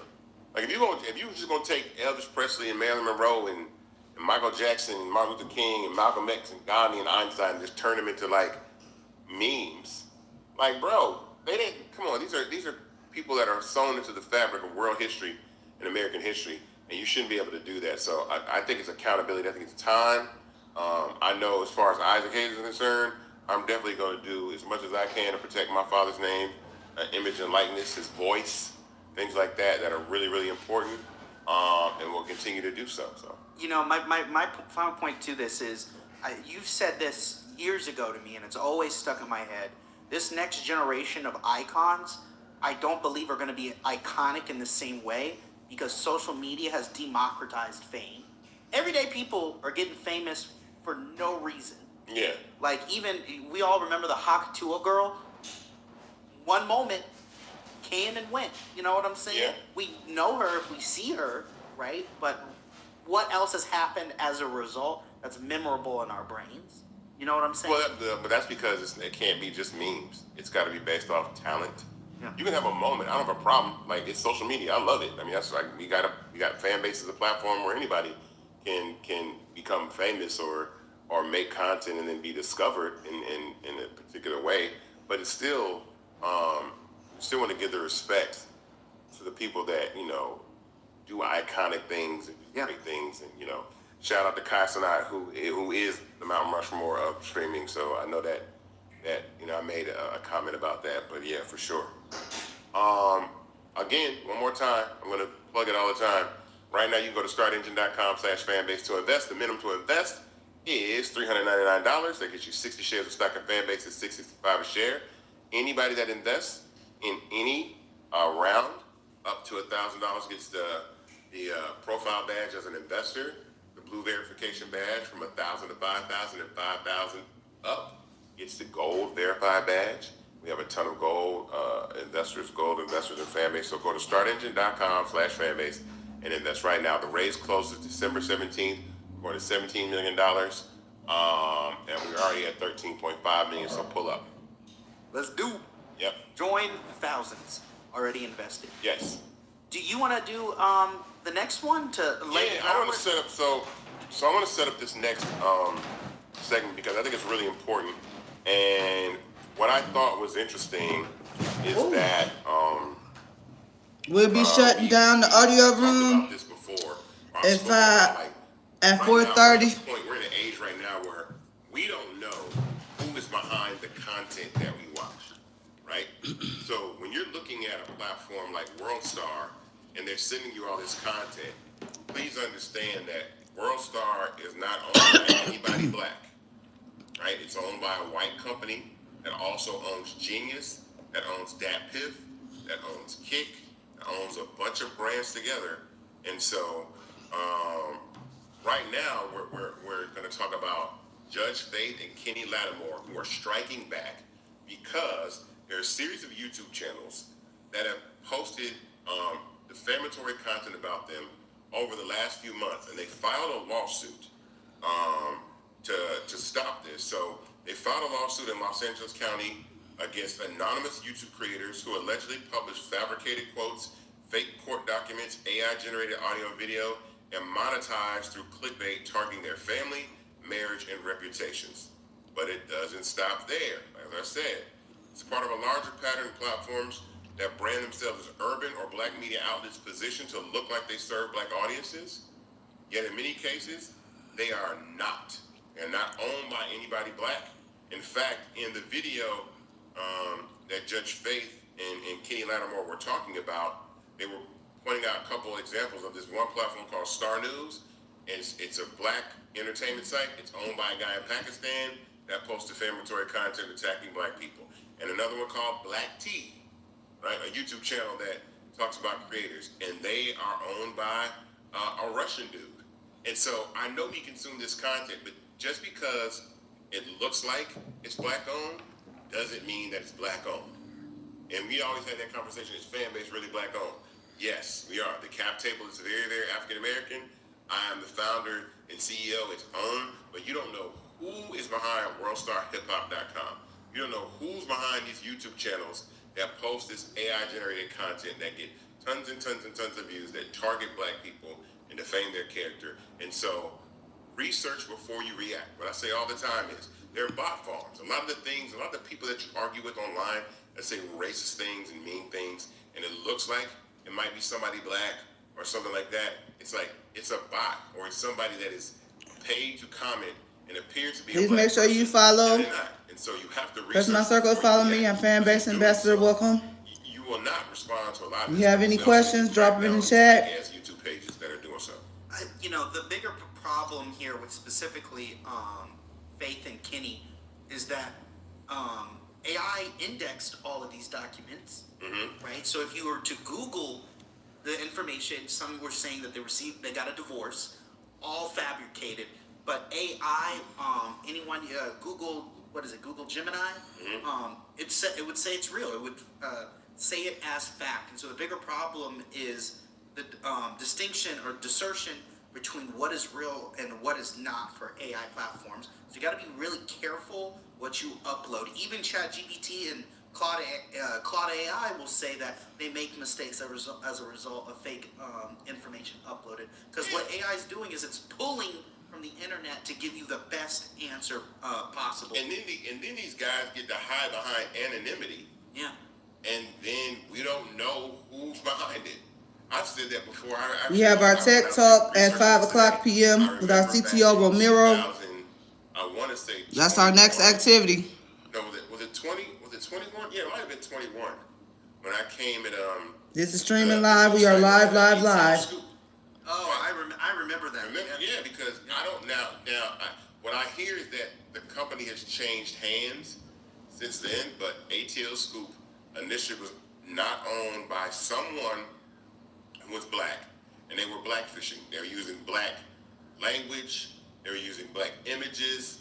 They were talking about crime and break-ins, and it was a propaganda site designed to make the former mayor of Atlanta, Keisha Lance Bottoms, look bad and thwart her ability to try to run for re-election or actually win re-election. So And I think that worked too. Well, I don't think that played a role in her not running for re-election because her approval rating was very, very high. But since then, there are other platforms in Atlanta that are black-owned, but I've never trusted. I've been blocked from ATL Scoop as soon as we called them out. I got blocked. But again, it's just another thing that you're looking at these platforms and you don't know if the story's true or not, what's behind it, who's behind it, the agenda behind it, and so that's pretty interesting. But at the same time, again, you never know who is behind your favorite news site. So when you're looking at, I know that the Jasmine brand is black owned. I know that Baller Alert is black owned. I know that Butter ATL is black owned. I know that Spiritual Word is black owned. I know that the Shade Room is black owned. So I know the sites that I do know that are black owned. We can still support those sites, but some of these you have no idea what these people are and who they're talking about and what they're saying, and they're not even real people, or they're somebody in India, Pakistan, Russia, just catfishing, being somebody black, hyping you up. It's digital age yellow journalism for sure. The first thing that comes to my mind is what vulnerabilities are now on display for black public figures as a result of this, specifically in the digital realm. I mean, I think this is probably happening on. I think this is happening to every type of people. It's just that Faith and Kenny are handling it for black culture. But I think for any public figure, the ability now to create content, especially with things like Sora, especially things with AI, fabricating divorce decrees. I mean, imagine that these platforms can fabricate drug tests, STI tests, arrest records, all kinds of stuff. Put them up, clickbait. Google and YouTube are making tons of money off the advertising of the clickbait of people watching this content, and it's not even real. And that's the problem. Like, they're monetizing defamatory content against the people that whose lives is affected. So I think that's not good at all. I think regulation is gonna happen. Something that I was reading the other day is that YouTubers will no longer be able to monetize off of deep fake movie trailers. Good. Using yeah. AI. I'm so sick of those. It's like, dog. Like, If I see another Avengers Doomsday trailer, if y'all cut that shit out, it's all exciting. oh my God. Yeah, like, and honestly, that's the way it should be. You know, I think the industry that's at most at risk right now is the entertainment industry right Yeah. now. Because James Cameron said something over this weekend that I at least read over this weekend that I think is so true. In about 5 years, maybe even less, you know, the everyday person will be able to make blockbuster budget films straight from their home. Teams Yeah. of one. And I think, going back to your earlier point, I think authenticity is going to be Reality's the going to name- matter. Yeah. People are going to want actors to act in film. They're not going to want. I mean, there'll always be a half and half. Half the world's going to love it, like, yeah, I want to watch AI generated movies all the time, and the other half is like, no, I really want to know if that was Timothy Chalamet. You know what I'm saying? If that was Jonathan Majors, if that was whoever the actor is really acting the role out that they did, because acting, art, it's music, all these things are crafts that should be protected and upheld. You know, something I was reading that hit the headlines the other week, in these last few weeks is there's an AI generated actress named Tilly Norwood. You might have saw this. Who was there was discussion about her being signed by a talent agency. The agency was not disclosed to the best of my knowledge, and it caused some backlash from Hollywood and especially SAG-AFTRA, which just went bananas, as they should, because come on, guys, you know, let people do their jobs, right? The whole point of art and creativity is for the ability to be creative and to bring humanity to whatever project you're doing. And what's the point if it gets taken away? I want AI to do all the things I don't want to do. Laundry, Right. cleaning, Right. like, you know, I don't want them to create my art, which is on a base level an act of humanity in and of itself. Correct. I could like, even, you know, we often debate this. My favorite Isaac Hayes song is "Pursuit of the Pimpmobile." Shout out to that song. But my point is like, I don't believe a computer would ever have been able to make something that awesome. Right. And so we got to really protect our folks, protect our people. Go support the realness. If you heard Secret Invasion, which was made by Marvel and Disney, caught backlash because the opening credits were AI generated. Oh, I didn't know that. So yeah, so more people are calling out for authenticity in the real world than what I believe most people think. But my question to you is, how will this affect the content creator? Do you believe we should be able to make AI versions of ourselves to create the content in which consumers and other users take part in? Yeah, I think you should be able to do it if you want to do it.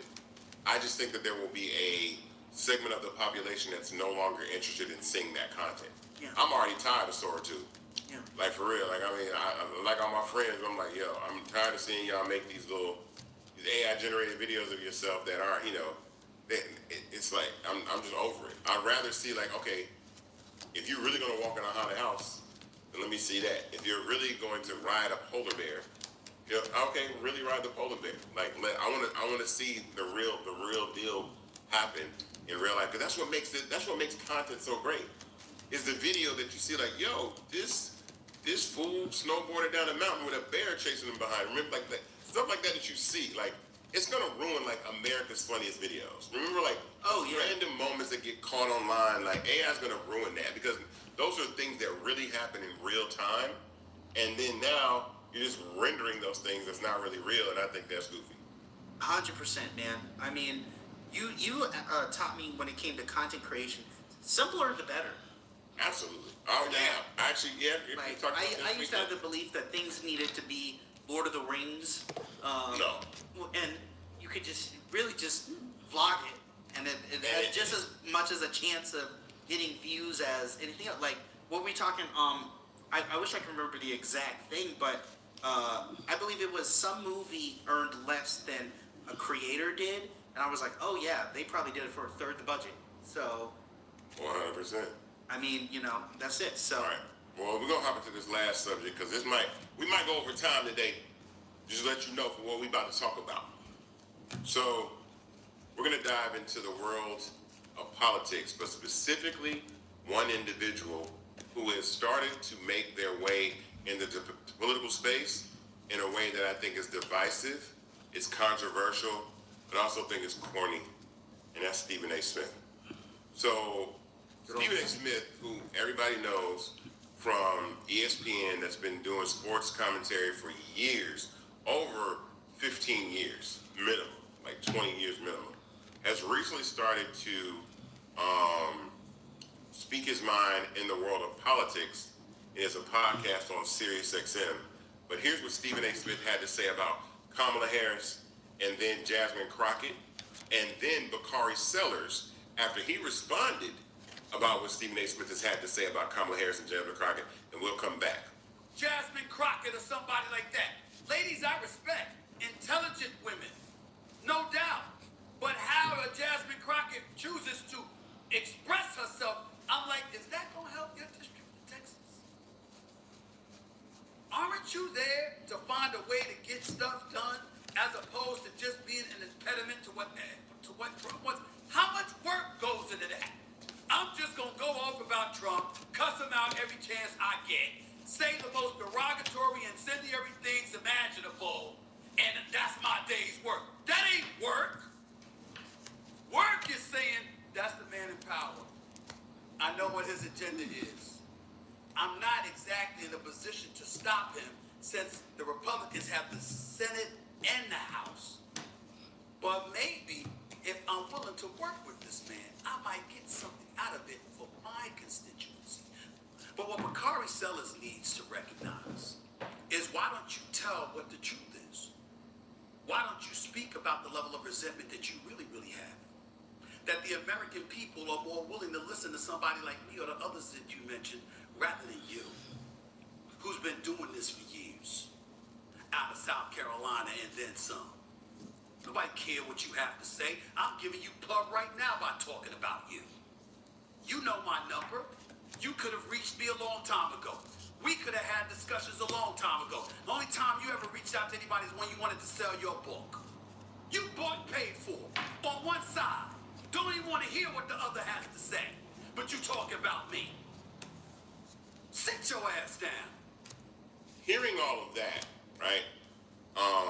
First things first, who are you to even say that anybody's career is over in politics yourself when you don't know politics yourself? And I'm going to speak directly to Stephen A. Smith, because here's the problem that I got with you, dog, is that you're talking very, very big on platforms that you don't own, and you're saying that they're your platforms. So the first thing I want you to remember is, if they'll cancel Jimmy Kimmel, they'll cancel you. The same company. It's number one. Two, you don't know shit about politics. So stop talking about politics like you do, because you don't know what the hell you're talking about. The irony for someone like you, or the ridiculousness of someone like you, to question how Jasmine Crockett speaks to the President of the United States of America, when the President of the United States of America speaks terribly to everyone, and you're calling her out and not him, man, shut your goofy ass up, because you do not know what you're talking about. And what I really find funny about how you behave and how you act is, you know who to play with, right? You know who to talk crazy to and in front of. And this is a pattern, and I'm gonna just say this about Stephen A. Smith, and I'll keep it real. If you ever notice, Stephen A. Smith will never say these things in front of the person that he has to say them about. So he will not sit in front of Jasmine Crockett and say that she would eat your ass up. You will not sit in front of Kamala Harris and say what you said to her. She will eat your ass up. You will never say what you said about Alexis Ohanian's wife, Serena Williams, in his face, because Alexis Ohanian would eat your ass up. And then also, you will never have these things to say to politically astute black men that would eat your ass up. Like me, for starters, and I'm at the bottom of the totem pole, but Bakari Sellers, you won't say that to him. You're not going to say stuff like that. I'll let you comment, but I'm not done talking, but go ahead. No, it's disappointing. And what makes it super disappointing is Stephen A. Smith started out as a real journalist. Yes. Went to Winston-Salem, worked for the Philadelphia Inquirer. Like, he was a journalist and a columnist. And a good one. And it's just sad to see, he's a classic, somebody got by. Well, I'll say He liked this. the money, and he sold out. I don't have a problem with. I think Stephen A. Smith became Skip Bayless, right? He became the villain because it's like you can't. Everybody, being the villain creates like a lot more conflict. When we talk about all the time, being the villain puts you in the position, especially a paid villain. Especially you got $100 million contract from ESPN, but the fact that he told Bakari Sellers to sit your ass down and I'm giving you platform because people don't want to hear you talk. People want to hear him talk about politics more than they want to hear him talk about politics. No, you are not a person that has lived the black experience in the way that the people that you're talking about have, because they put their lives on the line. You know, Kamala Harris, Jasmine Crockett get death threats. They get harassed all the time. You talk about sports, my guy. You're entering that area where, you know, when people get a lot of money and they feel like they're untouchable. Oh, yeah. And forget that they black. And we've seen it time and time again. Stephen A. Smith, I want you to remember, you are a black man. So all this shit that you're talking to black people and the way that you're speaking about black people and black men and black women in the black community and all these other things, remember that when you find out that your ass is black, because it happens to everybody. Everybody that acts like they not black and they got their platform, which your platform is built on Disney's platform and ABC's platform and SiriusXM's platform, you don't have a platform. Joe Budden has a platform. The people that build their platforms independent of major networks, you don't have a platform. ESPN is lending you their platform. They're letting you talk on First Take because you're really good at talking about sports. But don't act like you the one out here that's about to run politics and tell people what they need to be doing. Man, you are 100% right. Look at, you know, we often look to him as the blueprint. Look at Roland did. Yes. When it was Roland all Martin said and has done, a platform. You don't have no platform. when it was all said and done, Roland packed his show up. He said, you know what, I'm taking it to the streets. And look at Don Lemon. Don Lemon, in me, has done some of his best reporting in these last few months than he's done ever in his career. Absolutely. Like, just as a result. But it's also being able to tell the stories in the way that you tell them. Stephen A. Smith would never be able to get up there. I'm gonna tell you this how I know this.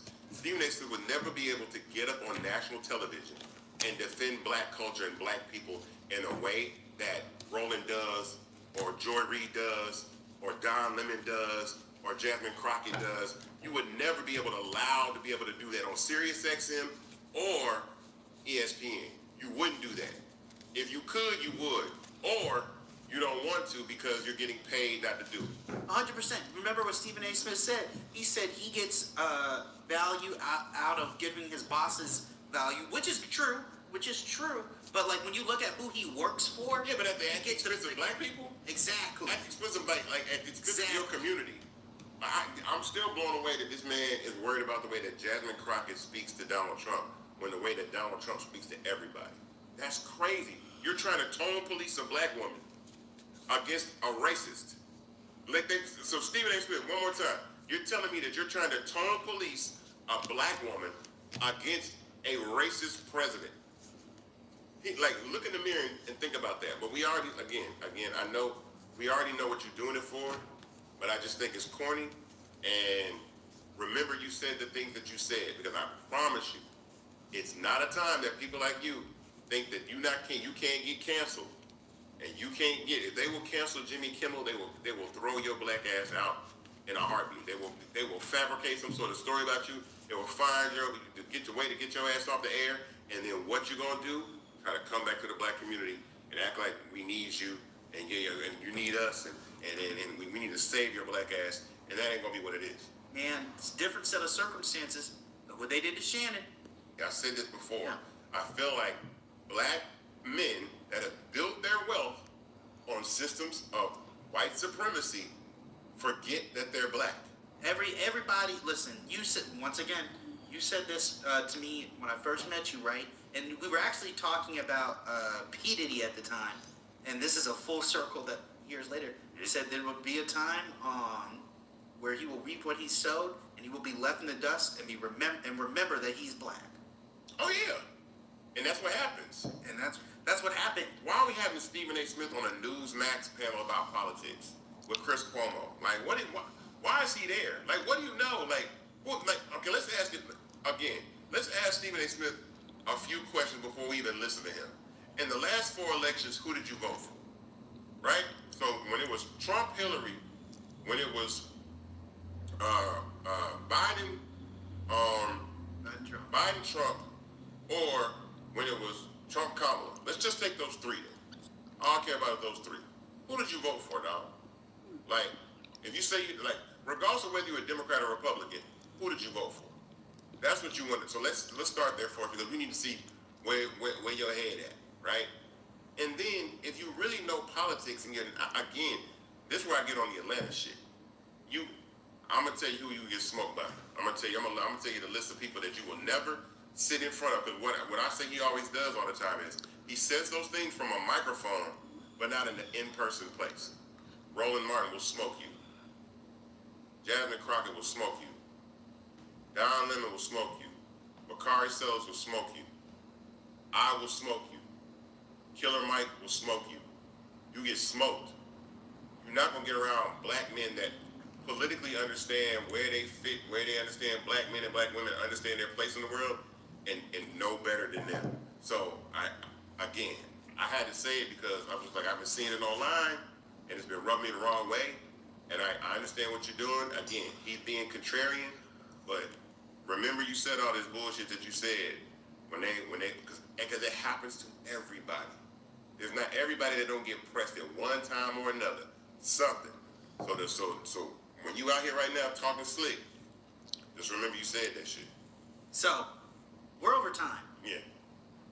One more time, why are we here? We're here to raise money for Fanbase and our $17 million Regulation 8 crowdfund. You can go to startengine.com/fanbase to invest. The minimum to invest is $399. That gets you 60 shares of stock in Fanbase at $665 a share. Ownership is important. We're verifying everybody in one way or another that is invested in Fanbase in any round. Definitely look out for your verification badges in doing so. This raise closes December 17th. Shout out to everybody that joined Investathon. We really didn't recap Investathon because we actually took a week off because we were doing things about Investathon. But shout out to everybody that joined us at Investathon, and how important ownership matters, and all the people that joined us like Don Lemon and Jasmine Crockett and Jamal Bryant and Van Lathan, all those individuals. Van is another person that will smoke you, by the way, Stephen A. Smith. But shout out to everybody that did, and we want you to continue to support and invest in Fanbase. And I guess we'll see you next week on the next episode of Invested, right? Right. You know what? Actually, I want to... So, we are getting ready to go to... We are getting ready to go to our tech talk with our CTO Romero. Okay. I'm opening up the floor. Do you have anything that you want to say? Have any questions? I'm getting ready to shut down. I'll still be recording. This would be over on my YouTube channel. Sometimes I'll bring it over here for content.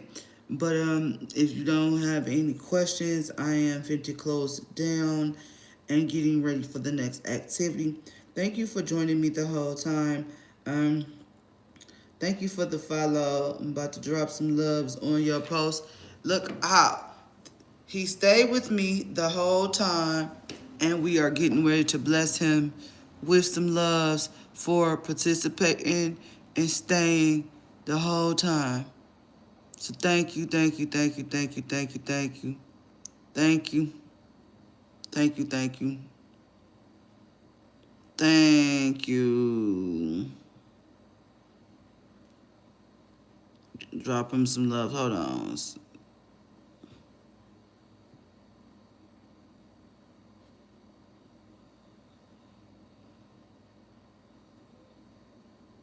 Okay, gave you some loves for staying the whole time. Thank you again. Thank you, thank you, thank you. Thank you. All right. And we out. Okay. We are getting ready for our Next activity. So make sure you get some water, get you something to drink, get you some coffee. As we get into fan base, okay.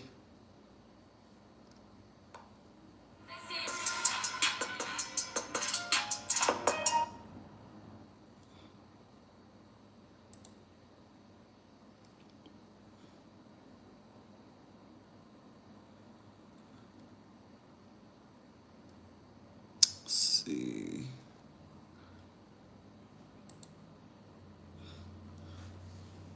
TikTok is going to be banned January 19th, 2025, and users are going crazy.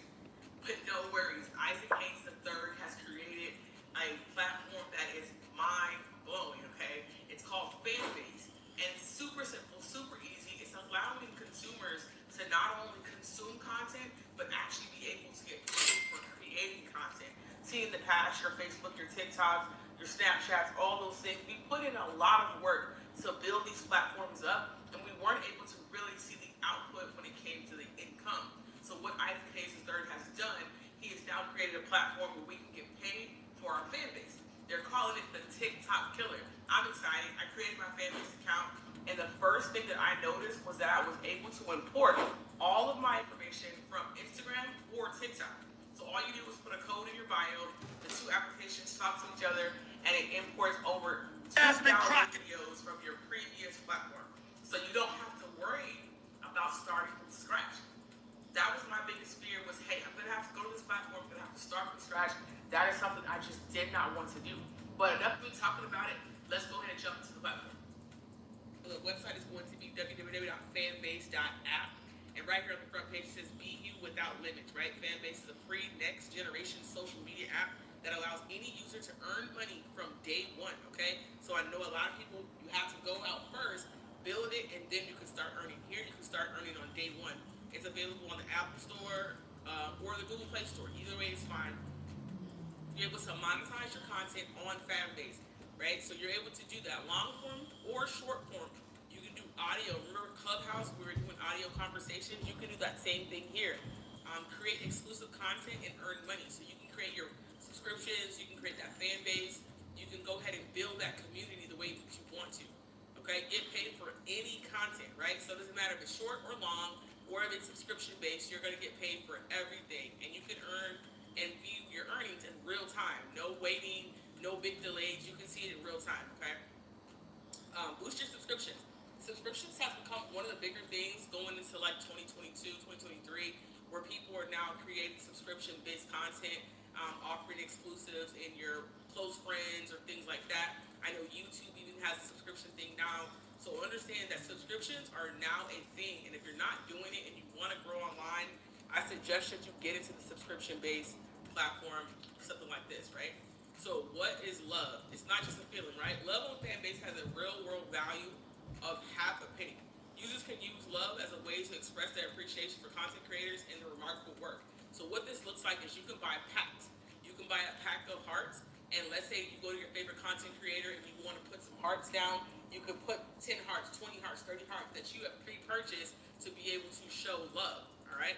Create without limits, right? You can do this however, whatever that looks like. Isaac Hayes has really capitalized on allowing creators to create, okay? Interact in real time, you can go live. Fanbase puts you in the heart of action. Your creativity comes to life. So you can go live. It allows you to go live. You can see everything that's happening in real time. You're able to see the hearts. You're able to see people sharing with you or buying things from you. You can go exclusive, public, or private, or you can host what's like called a campfire. So maybe something smaller. Okay? It's perfect at home for a creator. A home for creators. Okay? What this means is this is a creator's playground. This is exactly what you've been thinking about, wanting, the stuff that we said before. They are doing it right now with Fanbase, guys. So you can see right here. It's a great app. I love it. I would say go check it out right now. Go ahead and do it for free. You have nothing to lose. And like I told you guys before, you could go ahead and import your whole Instagram or your whole TikTok up to 2,000 posts. So you're not coming in completely brand new. Look, guys, the link to my fan base is going to be in the description below. Go ahead and follow me. I'll follow back, and I'll see you guys in the next video.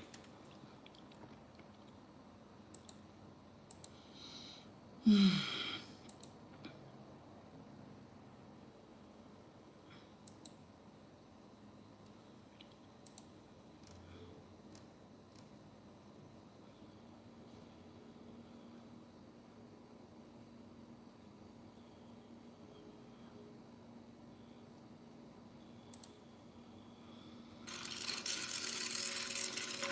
is not the absence of fear, but the ability to overcome it. We stand for those who defy suppression, who speak out, and those who walk the road less traveled. Everyone deserves to be seen and their voices be heard. We're sparking a movement, growing a community of creators united by the desire for freedom, choice, equity, and ownership. At Fanbase, it's all for one and one for all. We support each other to guide, promote, and uplift you in a place where you can unapologetically be yourself. A place where your voice, ideas, and creativity are not just welcomed, but celebrated. We are Black-founded, minority-funded, and supported by a diverse, inclusive, powerful community that believes in the strength of authenticity and individual choice. Regardless of success or background, we welcome you, the marginalized, the underappreciated, the successful, the superstar. We're for all who seek a space to express themselves freely, where they are rewarded for being their authentic, true self. We transcend labels because only we have the right to define ourselves. We are built for the brave, the culture, the creators, and for the future where everyone has the power to shape their own destiny. Where all are empowered, voices are amplified, and freedom is embraced. For the first time, you have a chance to own the platform you helped make popular. It's a revolution. A movement in how we connect, create, and share. Everyone is a creator, and everyone has a fan base. Here, you can be you, without limits.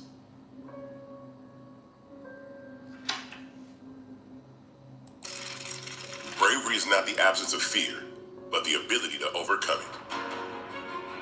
We stand for those who defy suppression, who speak out, and those who walk the road less traveled. Everyone deserves to be seen and their voices be heard. We're sparking a movement, growing a community of creators united by the desire for freedom, choice, equity, and ownership. At Fanbase, it's all for one and one for all. We support each other to guide, promote, and uplift you in a place where you can unapologetically be yourself. A place where your voice, ideas, and creativity are not just welcomed, but celebrated. We are Black-founded, minority-funded, and supported by a diverse, inclusive, powerful community that believes in the strength of authenticity and individual choice. Regardless of success or background, we welcome you, the marginalized, the underappreciated, the successful, the superstar. We're for all who seek a space to express themselves freely, where they are rewarded for being their authentic, true self. We transcend labels because only we have the right to define ourselves. We are built for the brave, the culture, the creators, and for the future where everyone has the power to shape their own destiny. Where all are empowered, voices are amplified, and freedom is embraced. For the first time, you have a chance to own the platform you helped make popular. It's a revolution. A movement in how we connect, create, and share. Everyone is a creator, and everyone has a fan base. Here, you can be you, without limits. Bravery is not the absence of fear, but the ability to overcome it. We stand for those who defy suppression, who speak out, and those who walk the road less traveled.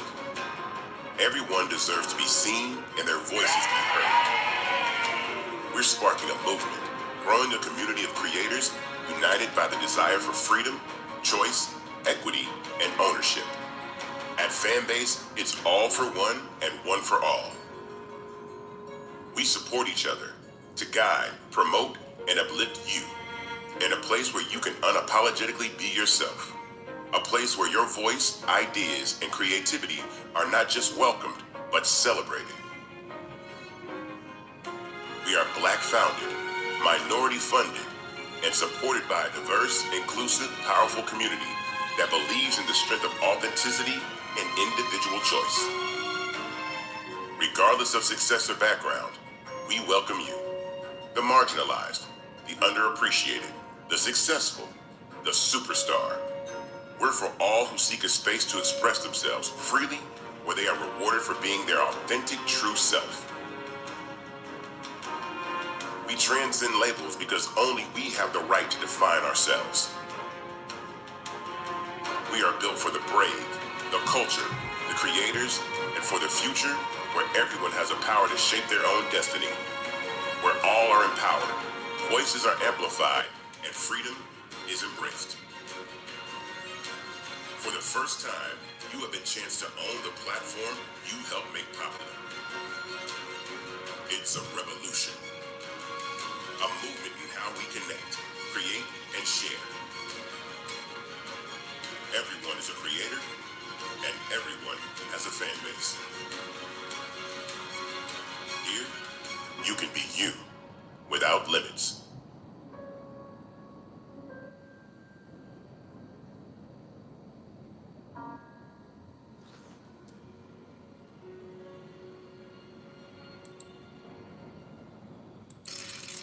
Bravery is not the absence of fear, but the ability to overcome it.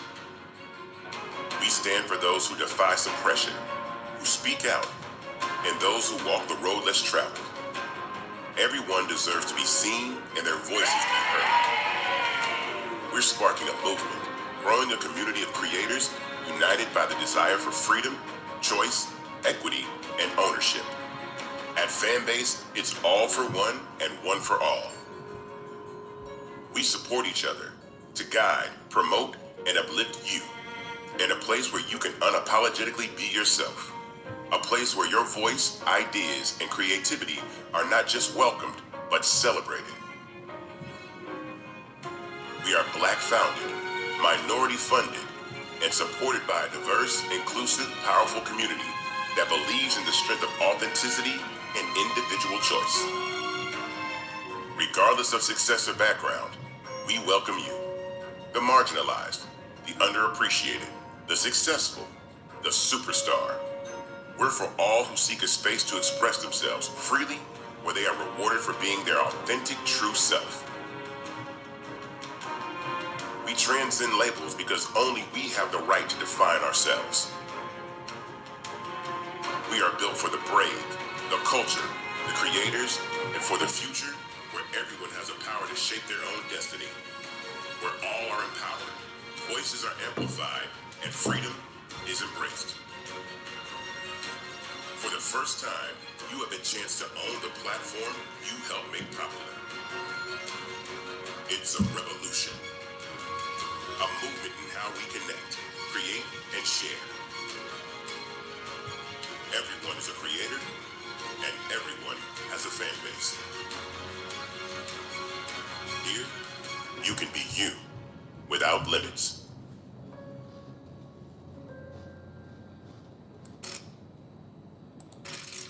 Bravery is not the absence of fear, but the ability to overcome it.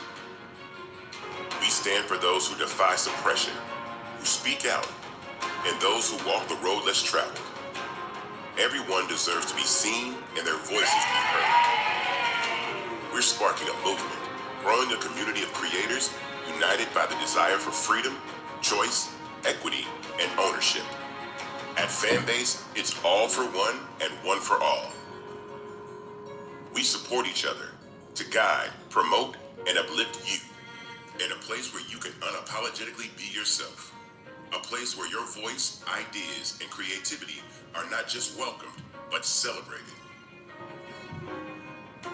We are Black founded, minority funded, and supported by a diverse, inclusive, powerful community that believes in the strength of authenticity and individual choice.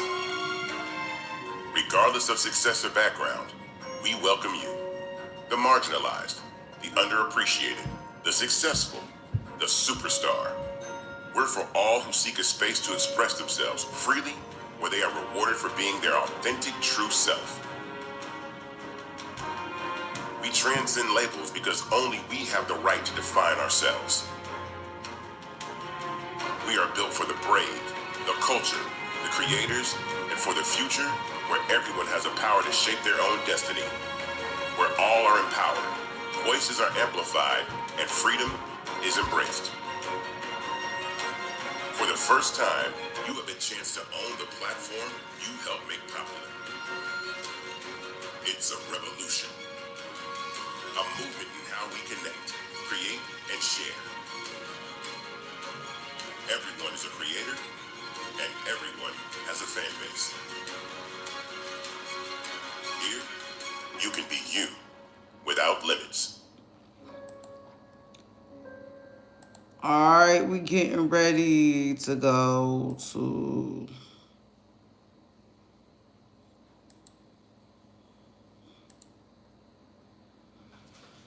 That is what we're waiting to open.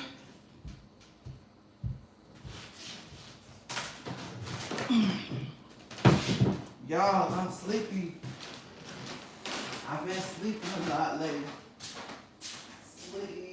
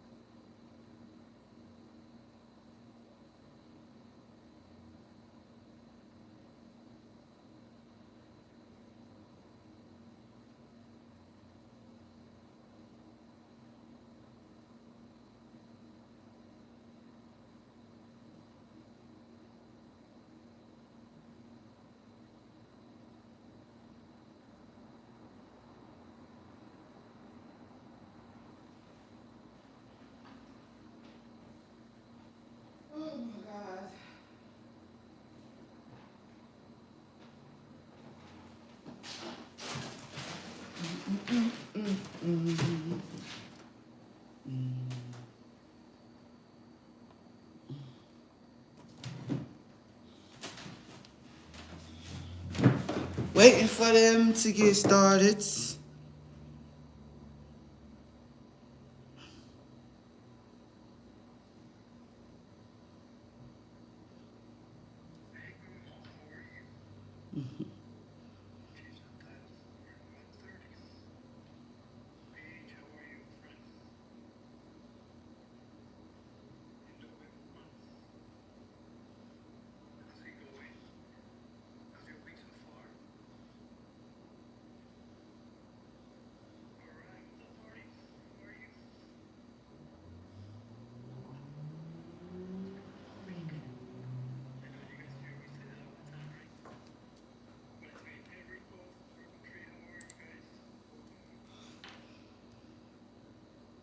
Ooh, Fanbase takes support in the house. Let's start complaining. I'm just kidding. We're gonna wait a few minutes, but it will be a short one today, guys. It's been a crazy week. We have so much to get done before the weekend on Monday, and there's a lot of announcements and things that we're gonna do before the end of the year. So everyone is working 24/7, and so. But I still wanted to be here. I feel like I disappoint when, for any reason, I have to skip my Thursday tech talk. It's like part of my weekly routine, and so I still wanted to be here. Thank you, guys. I'm seeing all the love now with the new notifications. I get to see who's giving me loves. I love that. I appreciate you guys. Well, let's wait until like 5:04, and then we'll get started. Hope you're having a good week. You're enjoying the weather. It's beautiful fall weather here in Atlanta. It's my favorite part of the year. From now until like early December, it's beautiful. So thanks for the love, guys. Appreciate you. All right, we'll wait another minute and we'll get started. Welcome. How's everyone doing? Ooh, some of you saying long week is good. Sometimes long week is good. I get, my bad days are days that I feel like things were, I finish my day with unresolved items, right? So, but if everything that I planned I was able to do and more, then I think it's a good week. And most of the time, my weeks are long, but they're good. Get stuff done. Yeah. All right. Welcome. What's up, Gary? I see some familiar faces, some new faces. If you're new to Fanbase, welcome. We're super excited that you're here. We're gonna wait another minute and then we'll get started. Happy Thursday, everyone. All right, let's get started. It's gonna be a short one today. I was mentioning that it's been a long week and we still have so much to do before the weekend, but I still wanted to be here. So welcome, everyone. My name is Rama. I'm Fanbase's CTO. I do this every Thursday at 5 p.m. Eastern Time. My goal is to just give you a glimpse of all the amazing work that is being done behind the app that you use, and also create a space where we can have a conversation. You can ask questions, comments. I always say that we take pride in staying close to our community, our user base, because that's what allows us to grow, to learn what's working, what is not working, where the value is. At Fanbase, if you're new, one of the great things is that we wake up every day for the creator. We don't, make money or do business by just being a platform and profiting from the creators, but we actually grow with the creators as well. So if you're new to Fanbase, and even if you don't think you're a creator, you are a creator, because by being here, commenting, participating and engaging makes you a creator, and that enables you to make money. We have a lot of people that join us, and just by joining us and coming to another room, they got some love and they got some money. So that's what gets us excited every morning. How can we continue building Fanbase to get the creators and those that don't believe are creators closer to earning money, because your content has value? Okay, so welcome to Fanbase. I'm going to start, as I usually start, talking a little bit about the sprint that we just finished. Our development cycles are 2 week sprints, so every 2 weeks we have a release. In this case, we don't have one, and I'll explain why. We just came out of a huge release. We released the notification refactor. We have brand new notifications on Fanbase, and as such, we're now working on another large release, which is the brand new algorithm. So we decided to push this release so we can allow the team to continue working and testing the algorithm. Sometimes strategically, just because we can release doesn't mean that we have to release. And this is an example. So we just finished sprint 129. And in that sprint, we worked on a lot of different things that I'm going to mention. Obviously, we always try to address any issues and iron out things. If there is a hotfix that we need to push to fix something that we leave to be blocker, we'll definitely work on that.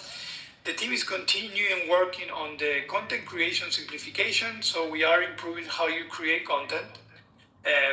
That's going to bring a lot of tools and new flows that I think you're going to love, because at the end of the day, we want to make content creation fun. And we know that creator burnout is a real thing, and even how easy you can create content matters, and we're working on that very hard. We're hoping that's going to be coming sometime in November. What else? Let's see. We're also, as I mentioned, working on the last phase of the brand new algorithm. An algorithm is a big piece of every platform, but one of the things that it's special about ours is that all we have to care about is really bringing the most amount of relevant eyes to your content. We don't want you to, match you to a piece of advertising so we make money. We actually want you to grow your community, grow your following so you can make more money. And that's what the algorithm is going to be based on. Thanks to all the investment that we got, we were able to bring a dedicated team to work on that. So even though we had a base algorithm at Fanbase, now we're bringing a much more robust one that will allow us to grow beyond just one feed. This algorithm really is going to work across the entire Fanbase ecosystem. So we're super excited. It's a very large feature, if you want to call it, that involves not only architecture, but also infrastructure and logic. We also, were able to bring and start the data modeling team. So we have some local team members that have joined to help us also train the model, which is super important. And they're doing a great job, but we still have some work to do. So we're pushing this release for that, so the team can finish that. And we're hoping that by end of next sprint, some of you, you're going to start enjoying the effects of the new algorithm. And we're going to probably do a slow roll. We're going to start testing, giving it to you, getting feedback. And then the idea is to roll it out to everyone. But we want to make it progressive just because it's a large feature. Okay. Let's see what else. We are also working on improving the entire. We call it the purchase architecture. So one of the things that I'm also proud about is that we have a pretty robust purchase layer here in Fanbase. We were one of the first platforms that enable users to not only do microtransactions, but also do peer-to-peer subscriptions. And we have like traceability. We trace everything that happens anywhere in the purchase ecosystem. But now we have newer technologies and we have newer capabilities. And what that means to you is that by us, re-architecturing this and bringing a new version of the purchase architecture, we are able to give you more flexibility in what you offer as a creator, right? And so this will enable things such as, we've been talking about dynamic subscription, we've been talking about different types of subscriptions. And so there's going to be a lot of value added with this work, and the team is currently finishing the requirements and discovery of that. So we're hoping we're going to be able to finish that before the end of the year, and I think that's going to be a big foundation for everyone here in Fanbase. Let's see what else we have. I'm going through a list. It's a large list. We're obviously already starting to refine and do some business requirements for some new features that are coming next year that I cannot talk about. But we are, and I promise you guys this. Remember when we started early this year, I did mention to you guys, I says, look guys, I know you guys are used to us bringing feature after feature throughout the year, but we're going to take a break. We're taking a step back. We're going to be working on foundational work that we believe not only are going to allow us to grow, but also going to allow us to work on retention. So, I talked about, we brought a new moderation system earlier this year. We also did a very thorough bug fix marathon. We went through our backlog and cleaned most of the issues that were outstanding for a while. We simplified the search and we improved the user search. We simplified the UI and navigation that we haven't done for a very, very long time. We improve our architecture, right? So all these foundational things, again, they might not be fun features, but they're really enabling us to actually start bringing the features that we wanted to bring, right? So we're starting to get to that phase finally. So, I've talked about the team is currently working on dark mode as well. That's, because the app is so large, it's going to take some time, but we're hoping that dark mode is going to be here soon. And we're also going to be working on improving content migration. Probably mid last year, we came with a version 2 content migration. Now we're potentially coming up with a version 3, so it's easier than ever to migrate your content from Instagram and TikTok. Let's see, what else can I share with you guys? And again, there's going to be a lot of things that we're going to end up defining within this quarter for 2026. So we'll be making some announcements as we usually do towards the end of the year, okay? And another exciting thing we're doing as well is we already started with the efforts to improve our bot detection algorithm and system. That's going to take some time, but we already launched it and it's in the right hands, and the team is assessing it and they're using it, and that's going to get better and better every day. So in the meantime, we encourage everyone that if you believe, please make sure y'all download Fanbase. The minimum cash out is $5. In our tech meeting, that helps a lot. Fanbase social media app. I always say this. To me, moderation is part of it's a three-leg horse, if you want to call it. So number one is you want to have a very robust system that allows you to automate and detect patterns and build patterns. Number two, you want to have human intervention. Streaming live. And you want to have a team that is able to not only act on it, but also detect them. And number three, which is as important, is an active community that is willing to report and help, make sure that the community stay healthy. So I'm excited about that because I know that there's been lately an increase on that, but we're definitely on top of it, and we're hoping that before the end of the year, you guys are going to see a big change in there. Okay? So a lot of things going on, as usual. We just started Sprint 130 this morning. We have our kickoff. So, the Fanbase training continues.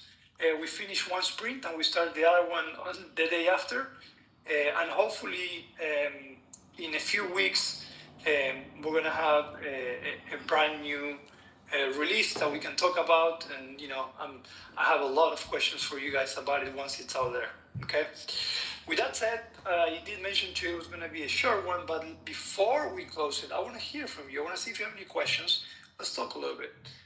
Let me go to chat. What's going on, guys?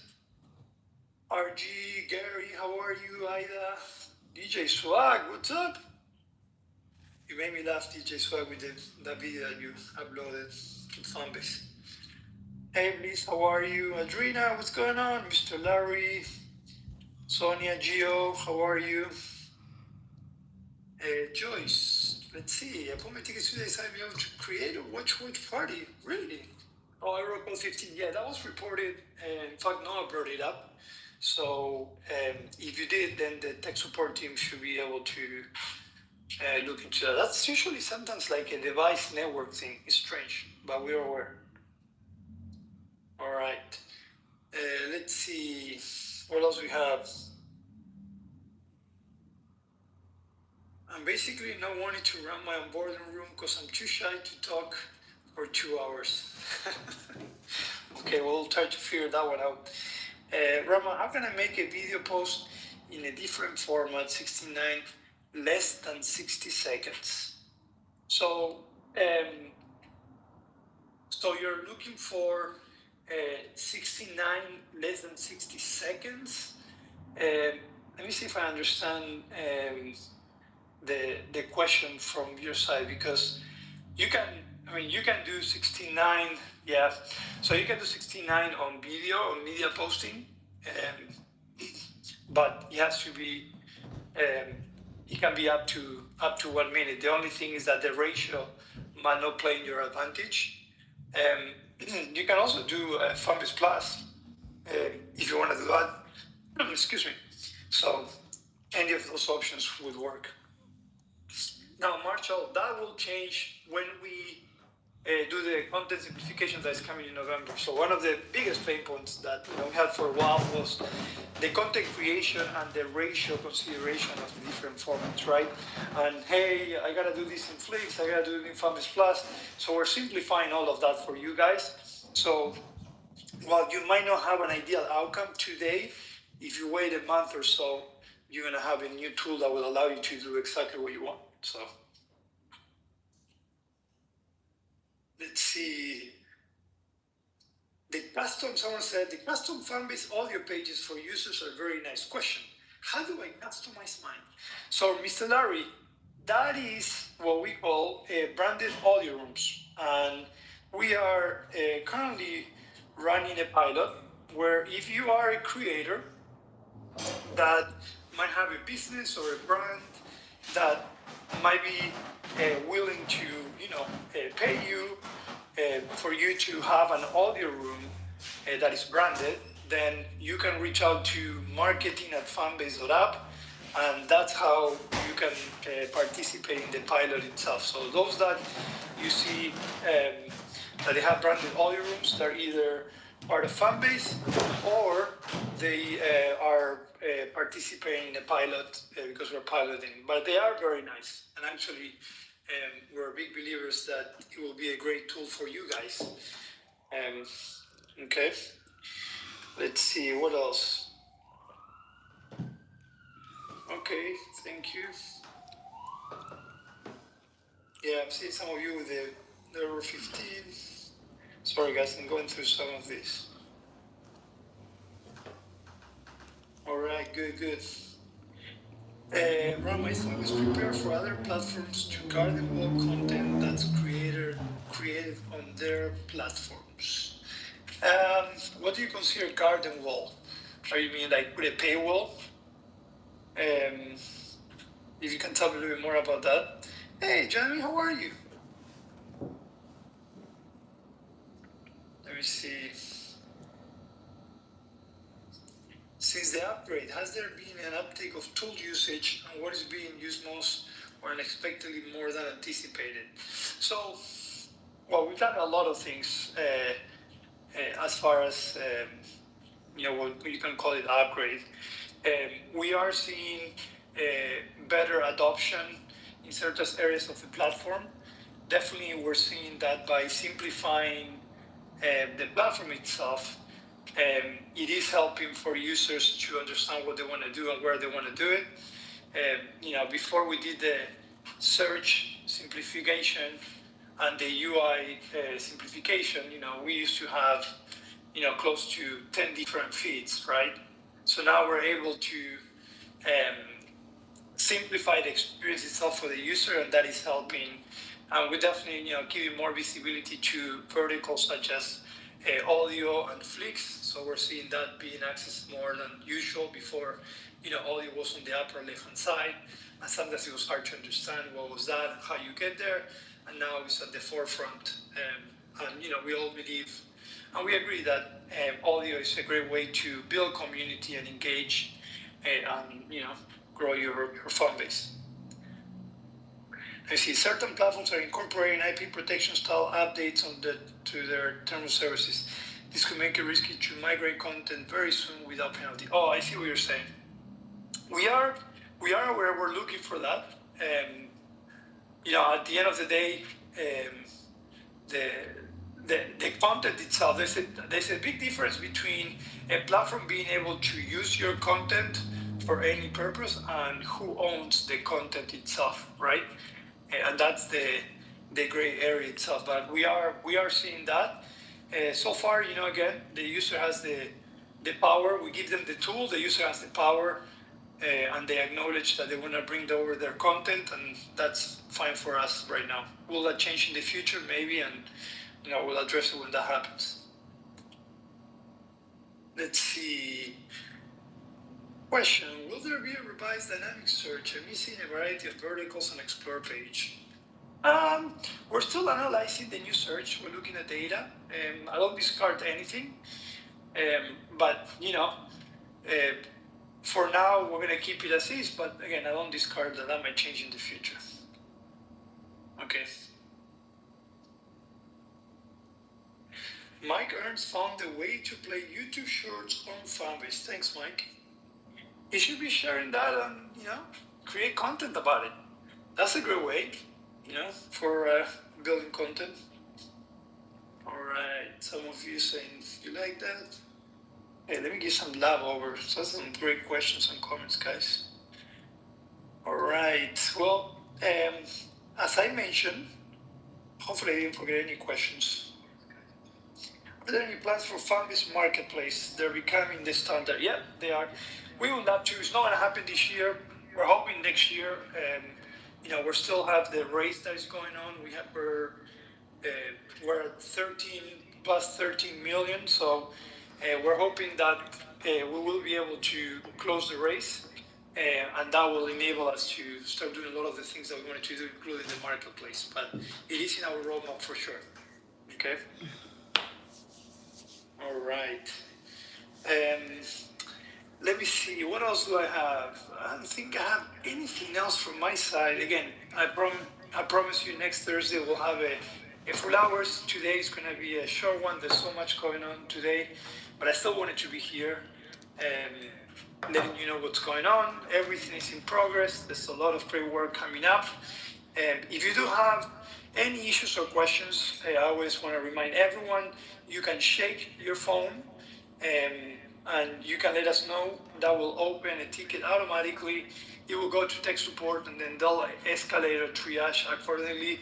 We look at every single ticket, no matter if it's an idea, feedback, or an issue, and we obviously try to prioritize and we try to tackle things as much as we can. We are a 30-some people's team doing work, for thousands of people, but we obviously want to prioritize your experience. So with that said, I don't have anything else today. Again, come back next Thursday at 5 p.m. I'll be here. Hopefully I'll do a watch party. I always want to do a watch party. Andy always asks me, hey, Rama, you want me to set up things to do a watch party? But my Thursdays have been so busy that, I don't like to do it when I'm not prepared. But hopefully next Thursday I'll be able to do one. All right? With that said, that's all I have for today. Again, thank you so much for being part of Fanbase. No matter if you are an OG user, an investor, or a new user, we're very happy that you're here. I encourage you to continue exploring, sharing Fanbase, creating content, sharing feedback. That's what keeps us going. And we'll be here again next Thursday, 5 p.m. Eastern Time. All right? Thank you so much, guys.